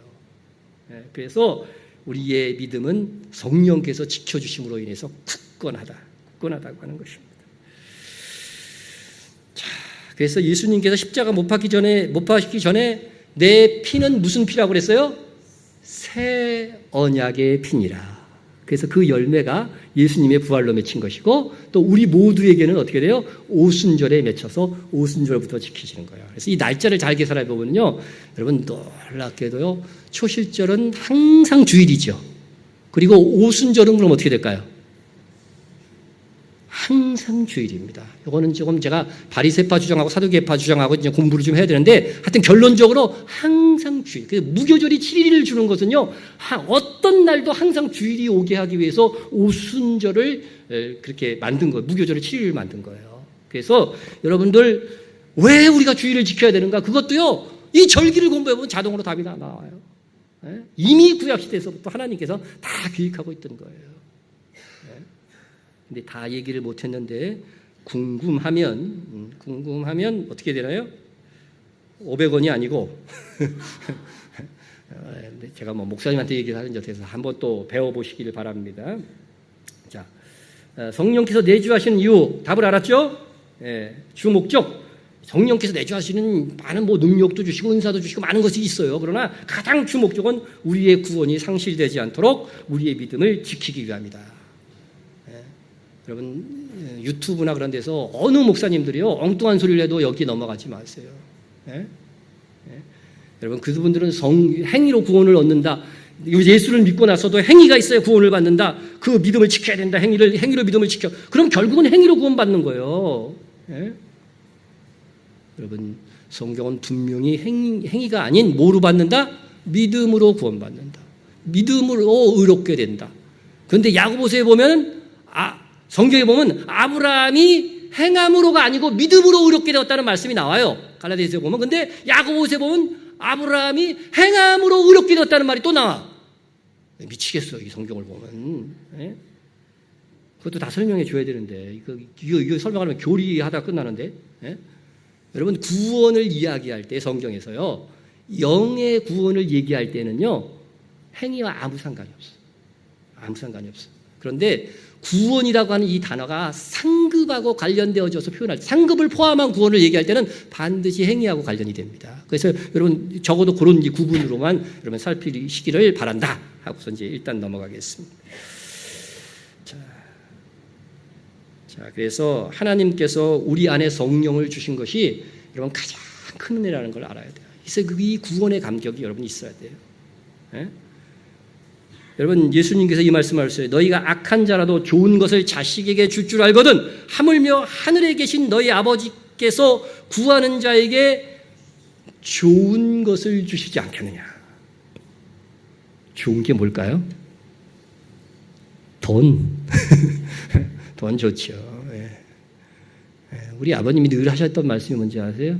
하나님 다음에 돈이 최고 좋아 그런데. 나는 하나님 다음에 우리 아내가 더 좋고 자식이 더 좋은데 우리 아버지는 그렇게 얘기하더라고요. 안 계시니까 까는 거예요. 여러분, 여기서 아버지께서 구하는 자에게 좋은 것을 주시지 않겠느냐. 이 여러분 마태복음의 말씀의 병행 구절이 누가복음에 있는데 보십시오. 너희가 악할지라도 좋은 것을 자신에게 줄 줄 알거든 하물며 너희 하늘 아버지께서 구하는 자에게 무엇을? 성령을 주시지 않겠느냐. 가장 좋은 것, 하나님께서 우리에게 주신 것 중에 가장 좋은 선물은 뭐라고요? 성령이에요. 우리 안에서 이 믿음 안 지켜주면 어떡할 거야? 여러분 스스로 여러분 구원 지킬 수 있어요? 네? 그래서 현재 우리의 구원의 상태는 어떤 상태냐? 네? 보세요. 너희가 구원의 복음을 듣고 그 안에서 믿어 약속의 성령으로 인치심을 받았다는 거예요. 인치신다는 게 무슨 뜻이에요? 그렇죠. 도장 꽝 찍는 거예요. 여러분 집문서에 내 도장 꽉 찍잖아요. 그것처럼 하나님께서 성령으로 도장을 꽉 찍어서 넌 내 거야. 하나님의 것을 누가 가져갈 수 있겠어요? 불가능한 거죠. 네? 보세요. 너희는 말세에 나타나기로 예비하신 구원을 얻기 위하여 믿음으로 말미암아 하나님의 능력으로 보호하심을 받았느니라. 여러분, 내 능력으로 보호해요? 이 구원이? 내 의지로 구원이 돼요? 이게? 하나님의 능력으로 보호되는 거예요. 성경이 분명히 나와 있잖아요. 이게 얼마나 한심해요. 어휴, 내가 10년 후에 난 예수 부인할까 봐 겁나? 이런 거 걱정하지 마세요. 그래서 한번 예수를 정확하게 믿으면 구원의 확신을 가질 수 있는 거예요. 네? 하나님의 능력으로 보호하심을 받았는데. 그래서 제가 어떤 목사님한테 이런 간증을 좀 들었어요. 자기가 이제 전도사 시절인데 한 사진사가 이렇게 와갖고 상담하려고 하는데 마침 그때도 귀신 들린 사람이 왔다는 거야. 그래서 이제 두 사람이 같이 이제 그 교회 입구에서 마주치게 되었는데 귀신 들린 사람이 사진관하는 그 집사님을 보고서 히히 내 친구야 이러더래. 히히 내 친구. 영적으로는 거짓말할 수가 없습니다. 영적으로는 히히 내 친구냐 그러니까 이 집사님이 뭐 어떻게 되겠어요? 얼굴이 시뻘개진 거예요. 그래서 그것을 딱 보고 있던 이 전도사님께서 데리고 들어갔대. 집사님을 데려가다 갖고 복음을 처음부터 다시 전한 거예요. 예수 그리스도가 우리 죄를 위해서 죽으셨다고. 그것을 믿느냐고. 아멘 그런 거죠. 거기서 처음 예수를 집사님인데 이제 그때서야 예수를 믿은 거야. 그리고 나서 나오는데 문 앞에 그 귀신 들린 애가 그대로 있었어. 그래서 막 다가오더니 그러는 거예요. 조금 전까지 내 친구였는데 아니네. 여러분 그 한순간에 예수 그리스도를 영접했더니 그 순간에 성령께서 안에 계시기 때문에요. 성령께서 있는데 어딜 들어와? 에? 까불지 못하는 거죠. 금방 분별이 되는 거죠. 분별이 되는 거예요. 예.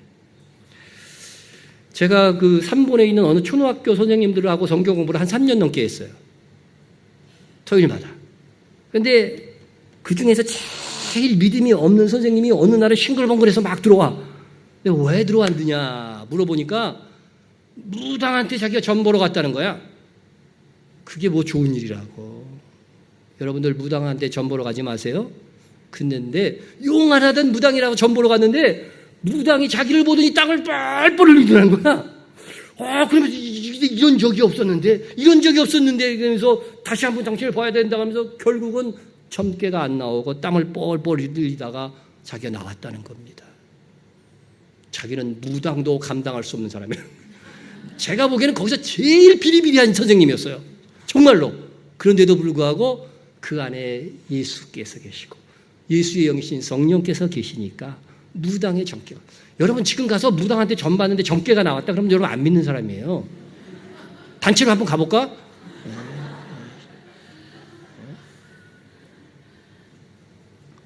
여러분 우리의 지금 그래서 구원의 상태는 어떤 상태냐? 우리 곧 성령의 처음 익은 열매를 받은 우리까지도 속으로 탄식하며 양자될 것 곧 몸의 속량을 기다리느니라. 여러분 성령께서 우리 안에 와셨어. 그래서 구원 받았죠. 그런데도 성령께서 우리 안에 계신데 성령의 열매를 받았는데도 불구하고 우리는 왜 탄식해야 돼?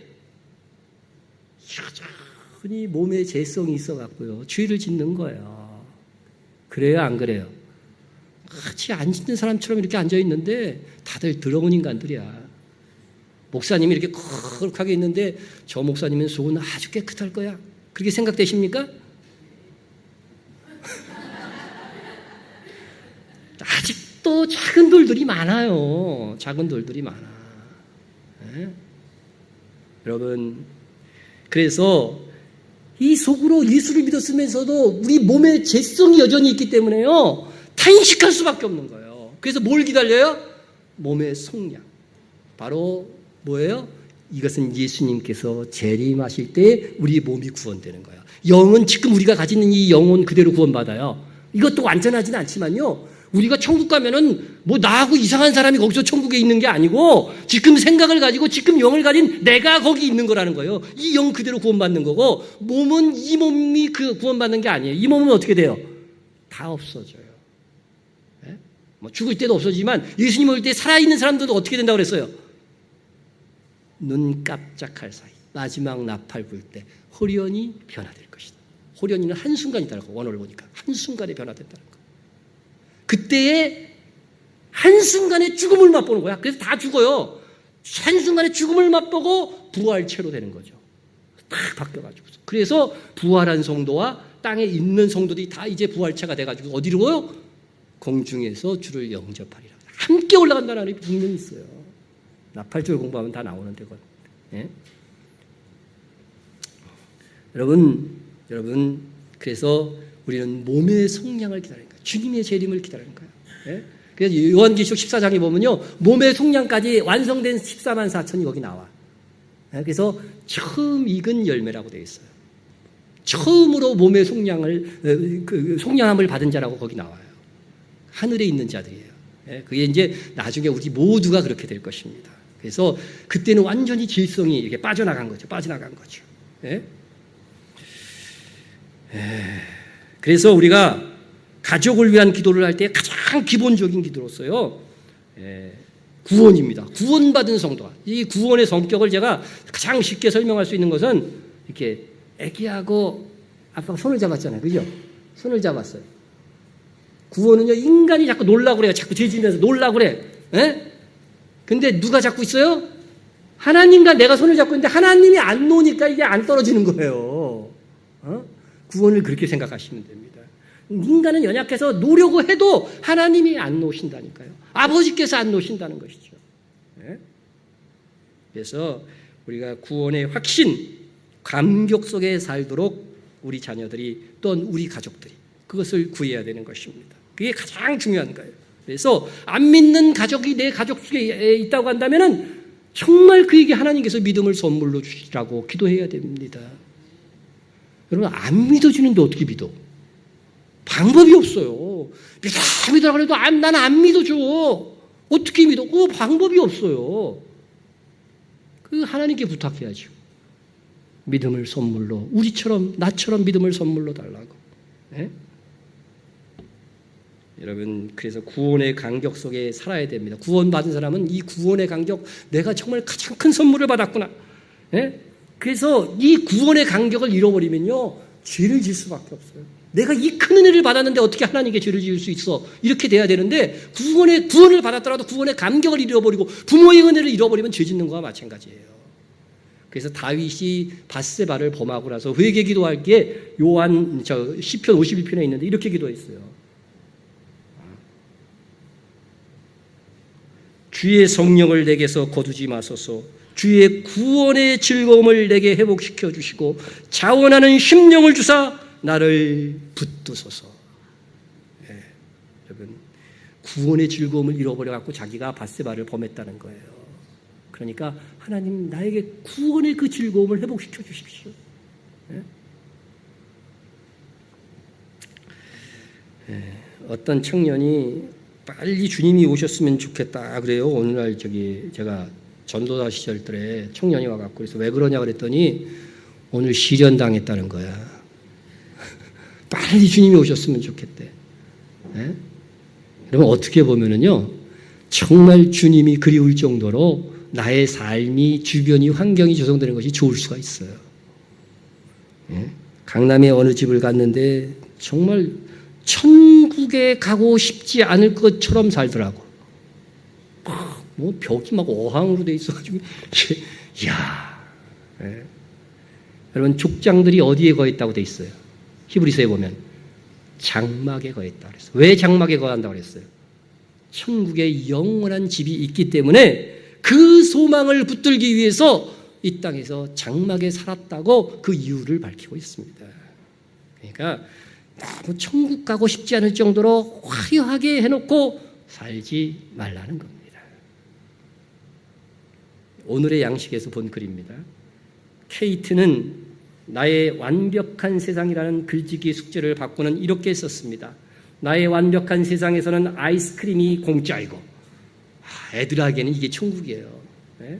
막대 사탕이 어디나 있고, 하늘은 언제나 파랗고 재미있는 모양의 구름이 조금 떠 있습니다. 그 다음 이어지는 아이의 글은 약간 심각한 내용으로 바뀌었습니다.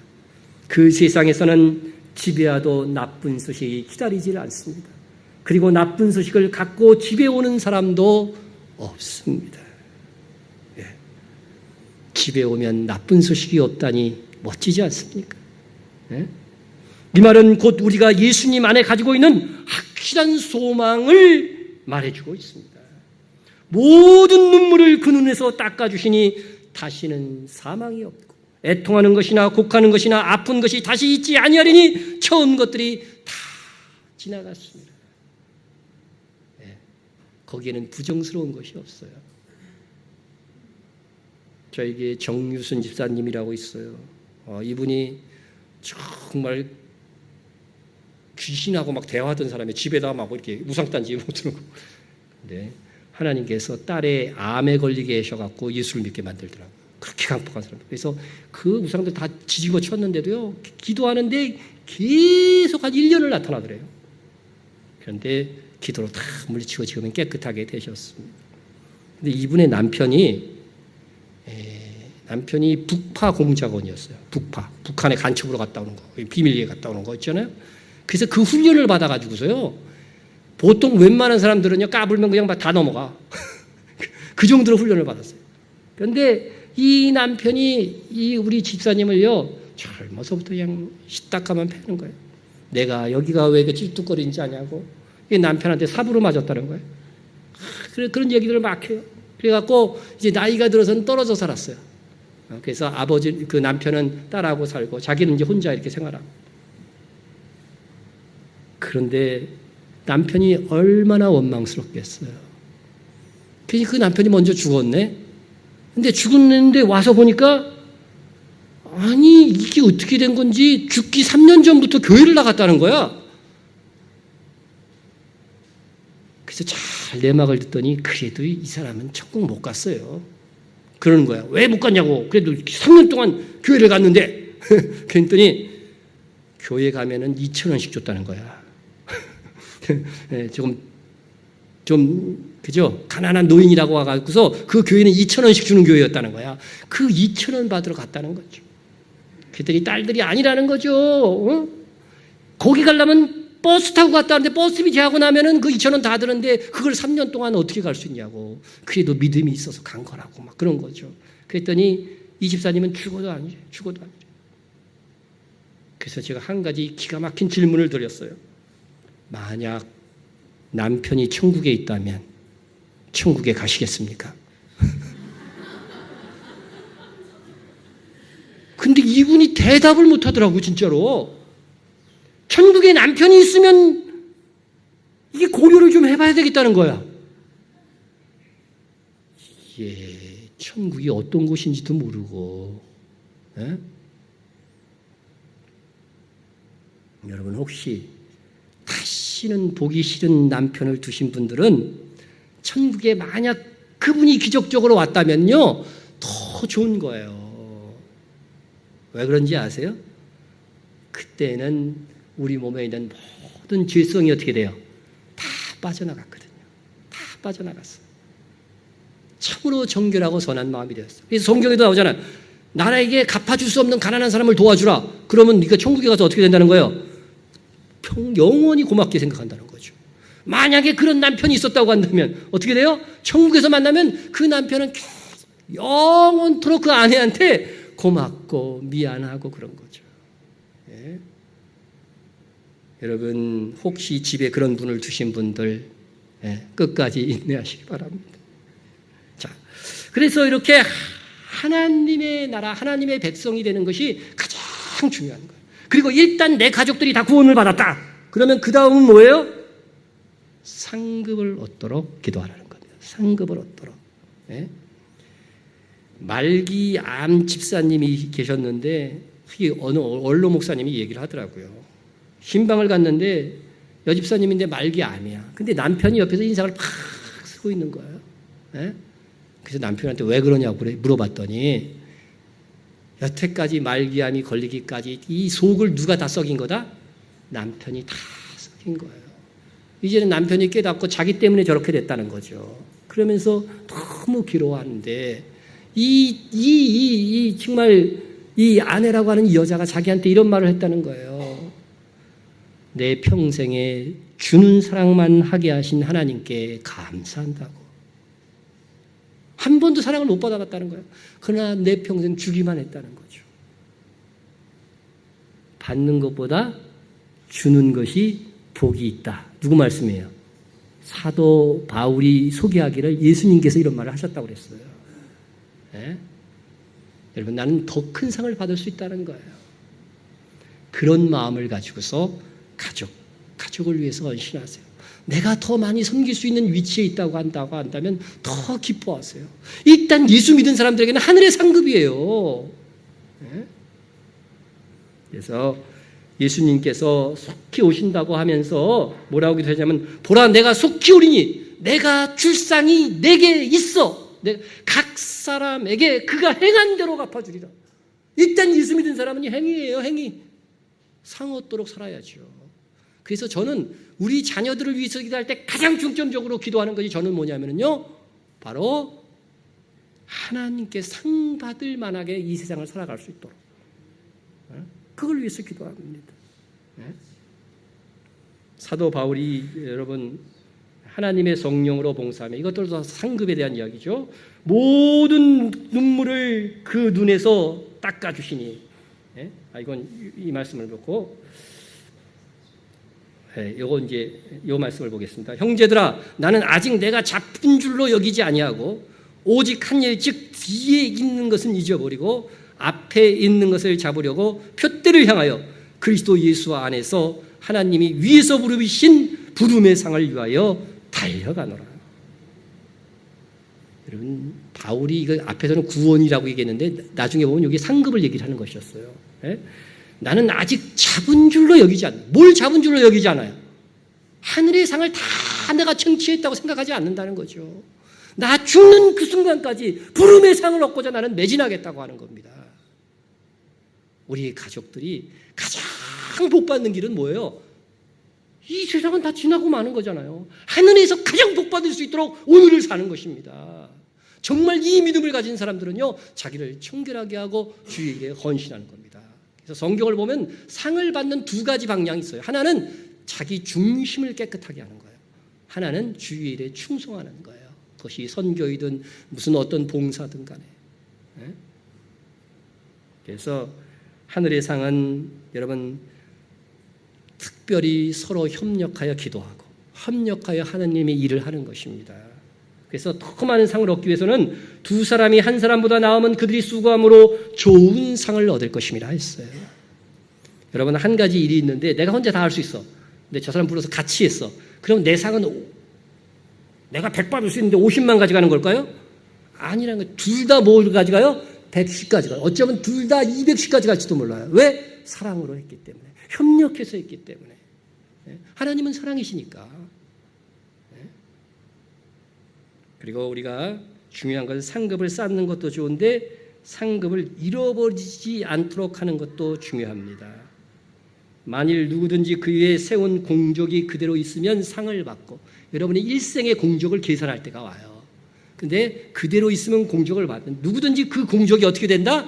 불탈 수 있다는 거예요. 없어질 수 있다는 거죠. 불타면 해를 받으니 상급이 없다고 구원은 못 받나요?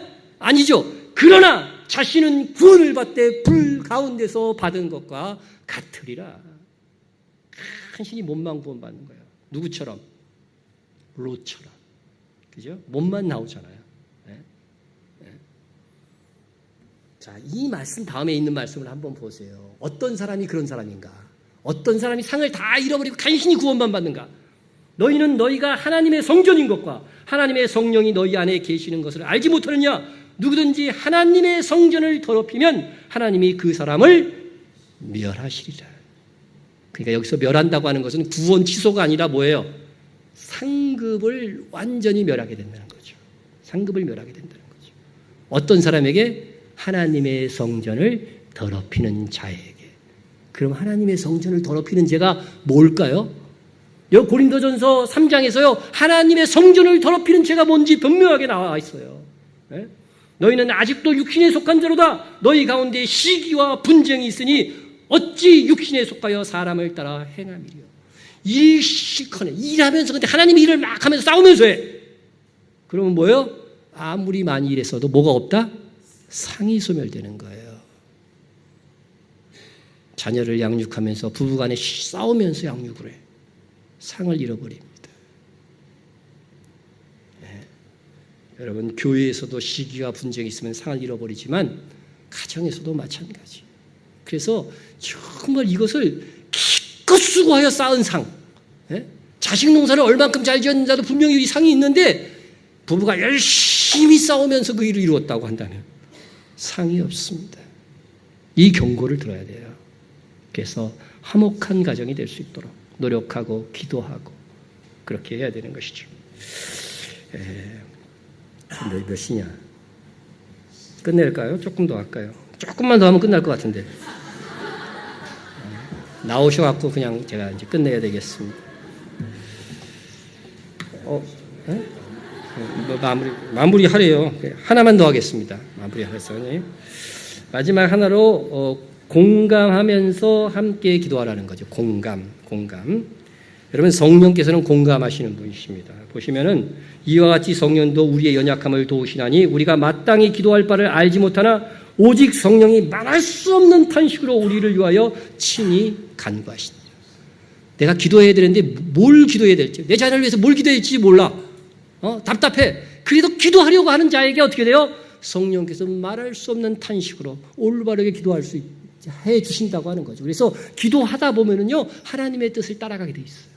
성령께서 역사하시고. 그래서 우리도 성령의 공감 능력을 따라서 공감하면서 기도해야 될 것입니다. 여러분 공감하는 부모, 공감하는 자녀가 돼야 돼요. 어른들을 보면은요 나이든 부모를 보면 맨날 뭐라 그래요? 아프다 그래요. 우리 어른이 맨날 아프다 그래요. 맨날 아파서 그런 거예요. 공감해 드리세요. 예? 정말 아파서 그런 거니까. 예? 그래서 들어주고 마음을 같이 해주는 거죠. 예? 그래서 공감식의 교육을 하는 그런 학교를 봤는데 그 학교 출신들이 정말로 다 위대한 인물들이 됐더라고요. 그래서 제가 MBC에서 방송하는 그런 이제 프로를 한번 보고서요. 나도 이제 한번 해봐야 되겠다 해서 교회에서 막 땡깡 피는 아이들이 있잖아요. 예? 그럼 같이 어디 막 뭐 백화점 같은 막 땡깡 피는 애들 있잖아요. 예? 어느 집에 가면 막 땡깡 피워요. 막 아우 가면 그냥 애들이라도 그냥 좁히고 싶어. 예? 막 그런 애들 있잖아요. 근데 우리 교회에서 한 애가 막 우는 거야. 그래서 내가 한번 정말 실험을 해봐야 되겠다. 그래서 그 아이를 데려다가 꼭 안고서 야, 너 뭐가 그렇게 슬펐냐? 정말 마음이 슬펐구나. 얘기해봐. 그랬더니요, 갑자기 얘가 울음을 떡 그치더라고. 이야, 이거구나. 내가 단정해버리는 게 너무 많아요. 그러나 가족이 얘기하는 것을 공감해보세요. 어느 목사님이 그랬다고 그러더라고요. 자기 사모가 맨날 불평만 하고 막 이런 얘기 저런 하고 하면서 항상 말라가더라는 거죠. 근데 결심을 하고서 정말 일단 공감해줬다는 거죠. 그 말을 공감해주고 잘 들어주다 보니까 이 자기 아내가 회복되었다고 하는 간증을 하는 것을 들었어요. 공감해주세요. 고3이면 고3대로 공감해주고. 예? 요새 애들이 주일학교에서 우리 그 교사가 가르치는데요. 다른 애를 막 때린 거예요. 그래서 걔를 불러갔다가 야, 쟤를 때리면 제 입장에서 한번 생각해봐. 여기를 한 대는 뭐 네가 맞았다고 생각해봐. 얼마나 아프겠니? 그랬더니 이 애가 뭐라는 줄? 내가 왜 그렇게 생각을 해야 되는데요? 여기 스마트폰을 하도 봐갖고 전두엽이 파괴됐구나, 얘가. 내가 왜 그렇게 생각해야 되는지? 교사가 충격을 받았어요. 근데요, 여러분의 이문범 목사는 공감 능력이 있습니다. 제가 어렸을 때요, 뭔 잘못을 해가지고서 아버지가 나가라 그러더라고요. 집에서 나가래. 너 같은 아들 필요 없다 그러더라고요. 그래서 이제부터라도 순종을 해야 되겠다. 내가 하여튼 초등학생 때인가 그래요. 근데 아버지가 나가는 말에 정말 이제 순종하기 위해서 나갈 채비를 하는데 혼자 나가기가 좀 그렇잖아요. 그래서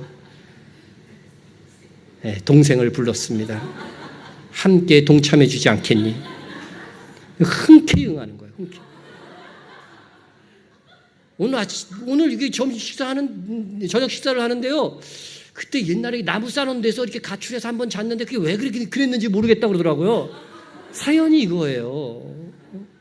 아무 잘못도 없었어요. 그냥 형의 그 아픔을 함께 나누고자 나와 함께 가출해준 동생 목사. 지금 생각해도 잊을 수 없는 고마움이에요. 여러분, 공감 능력이 있으니까 여러분들을 복된 교회입니다. 그래서 모든 일에 서로 공감하면서 일하잖아요. 그러면 서로 돕는 성령의 사역자들이 돼 있어요. 여러분, 교회 옛날에 김도영 집사라고 있었죠? 성가대 지휘한 걸로 알고 있는데 우리 목사님하고는 무슨 관계? 동서관계이기도 했죠. 저하고 같은 교회에서 교사를 했었어요. 교사. 근데 어느 날 와가지고서 뭐 예술대에 이제 음악가에 자기가 이제 응시를 한다는 거예요. 갑자기. 그런데 내일이 시험이라는 거예요. 근데 교회 일에 너무 바빠갖고 막 기도해 중인데 이거 연습을 못했다는 거예요. 그러면서 어떻게 이제 시험을 보냐 그랬더니 21개 곡을 줬다는 거야. 그걸 다 어떻게 연습해? 시간도 없는데. 그래도 다 연습하나요? 네? 21개를 해가지고서 자기가 추첨을 해가지고서 딱 뽑아가지고서 거기서 나오는 거를 무조건 불러야 된다는 그걸로 시험 본다는 거야. 21대 1의 확률인 거죠. 너무 마음이 아팠어요. 정말 충성했거든요. 그런데 정말 저는 의도하지 않았어요. 그런데 제 입에서 무슨 말이 나갔냐면요. 15번만 연습해. 15번만. 저는 그 말 하고 나서 얼마나 후회했는지 몰라요. 주소하면 수도 없고 15번만 하라고 그런 거예요. 그 다음날 시험 보러 갔는데 15번 나왔을까요? 안 나왔을까요? 이 친구 앞에 이 15번을 기억하고 있는 그것도 제대로 연습 못해도 시간이 없어. 15번도. 그래서 내 앞에 친구가 시험을 보는데 놀랍게도 15번이 뽑히더라는 거야. 그래서 15번을 항상 기억하고 있었는데 제발 기억 안 했으면 좋은데 그걸 기억하고 있었는 거야. 그래서 15번을 쫙 부르니까 그 곡이 어떤 곡인 거를 이제 잘 익숙하게 된 거야. 하나님께서 이렇게 긍휼을 베푸신 거야. 근데 자기 앞에 사람이 이제 다시 뽑는 거야. 앞에 사람이 뽑았는데 또 15번이 나오네? 그래서 15번 또 들었어. 여러분, 3번 연달아 15번이 21개의 그 곡이 들어있는데 연달아 3번 15번이 나올 수 있을까? 확률이 얼마나 될까, 그게? 근데 진짜 15번이 나온 거예요. 네, 물어보세요. 여기 가족도 있으니까 한번 물어보세요. 정말 15번이 나왔어요. 네, 물어보지도 않아서 무서워갖고 물어보지도 않았어요. 근데 나중에 15번이 나왔다 그러더라고요. 네. 여러분, 함께 마음을 나누고 기도하는 중에 저는 성령께서 제 입술을 통해서 말씀하셨다 생각이 됩니다. 네, 여러분 공감하시기를 바랍니다. 제가 이제 마지막 한 가지 얘기만 해요. 끝납니다. 우리 딸이, 제가 애들은 나는 공부 잘하고 못하는 거 신경 안 썼어요. 안 하면 지가 안 하는 거지 뭐. 그랬으니 우리 딸애가 이제 고등학교 들어갔는데 처음 시험을 봤는데 1등을 하네. 그래서 근데 얘가 갑자기 원래 예고를 가려고 그랬어요. 피아노로 예고를 가려고 막 준비를 했었는데 떨어진 거죠, 예고를. 그러니까 자기는 이게 편입시험을 봐서라도 예고를 가겠다는 거야. 그래서 안양 예고 가겠다는 거야, 안양 예고. 1등 했는데 그냥 공부하지. 속으로는 그런 생각이 들으나 일단 이 아이가 말하는 것을 공감해 주죠. 그리고 나는 하나님을 믿는 사람이다. 반드시 하나님께서 인도하실 것이다. 그리고 그 얘기를 하고서 그러나 내가 한 가지 아빠로서 얘기를 한다. 내가 너 예고 편입시험 보는 데까지는 도와주는데 이번에 떨어지면 그냥 공부만 해라. 그렇게 해줬어요. 근데 예고를 갔는데 피아노과에서는 한 명도 안 뽑았더구만. 그래서 감사하게 떨어졌어요. 그래서 그래도 저는 시험까지 가갖고 차로 다 태워주고 제가 다 했어요. 그리고 나서 고3 되었을 때는 내가 아버지로서 일주일에 하루는 너하고 호흡을 같이 하겠다 그랬어. 그러면서 기도하겠다. 그래서 그 아이가 보는 책들도 제가 많이 봤어요. 링컨에 관한 책들도 그래서 그때 본 거예요. 그때 내가 안 읽었던 책도 많이 읽었어요. 그래서 걔는 이제 책을 다 못 읽으니까 요새는 다 책을 읽어야 되잖아요. 또 막 그게 다 점수에 들어가더라고요. 요새는. 그래가지고서 그 책을 읽은 것을 제가 딱 요약을 해갖고 너는 요약본이나 읽어라. 그렇게 하면서 공부를 시켰습니다. 그리고 나서 이렇게 공감하면서 했는데 시험 보러 가는 날이었어요. 그래서 또 제가 탁 태워주는데요. 이제 구술고사야, 이제 구술고사. 이제 수시를 지원했는데 구술고사를 보는데 아빠 무슨 시험 나올 것 같아요? 그래서 저도 모르게 이런 문제 나오지 않겠냐? 그냥 같이 호흡했으니까. 네? 그래서 딱 2가지 문제가 나왔는데 정말로 제가 말한 게 한 문제가 나온 거예요. 그래서 들어가기 전에 아빠가 나올 것이라고 그래서 이걸 다 준비해 놓은 거야.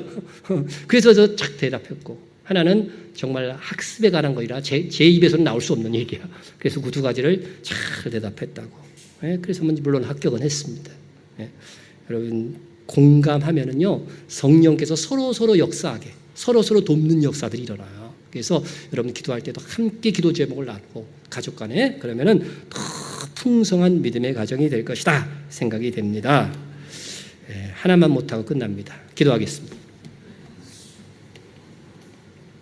사랑의 하나님 아버지, 두서없이 가정에 대한 여러 가지 말씀들 또 이와 아들 생활 속에서 느꼈던 것들 함께 나누었습니다. 하나님 감사합니다. 이 사랑누리교회 정말 이름처럼 그 가정 속에서 사랑이 가득한 가정들이 다 될 수 있도록 역사하여 주시옵소서. 들은 말씀들 흘러가는 것들이 많이 있겠지만 때에 맞춰서 성령께서 생각나게 하셔서 가정을 위해서 기도할 때 또 자녀들을 교육할 때 또 부모를 섬길 때 기억나게 하는 역사를 채워주시기를 간절히 원합니다. 이 교회 위에 아름다운 가정들이 다 풍성해지기를 간절히 바라옵고 예수님의 이름으로 기도드립니다.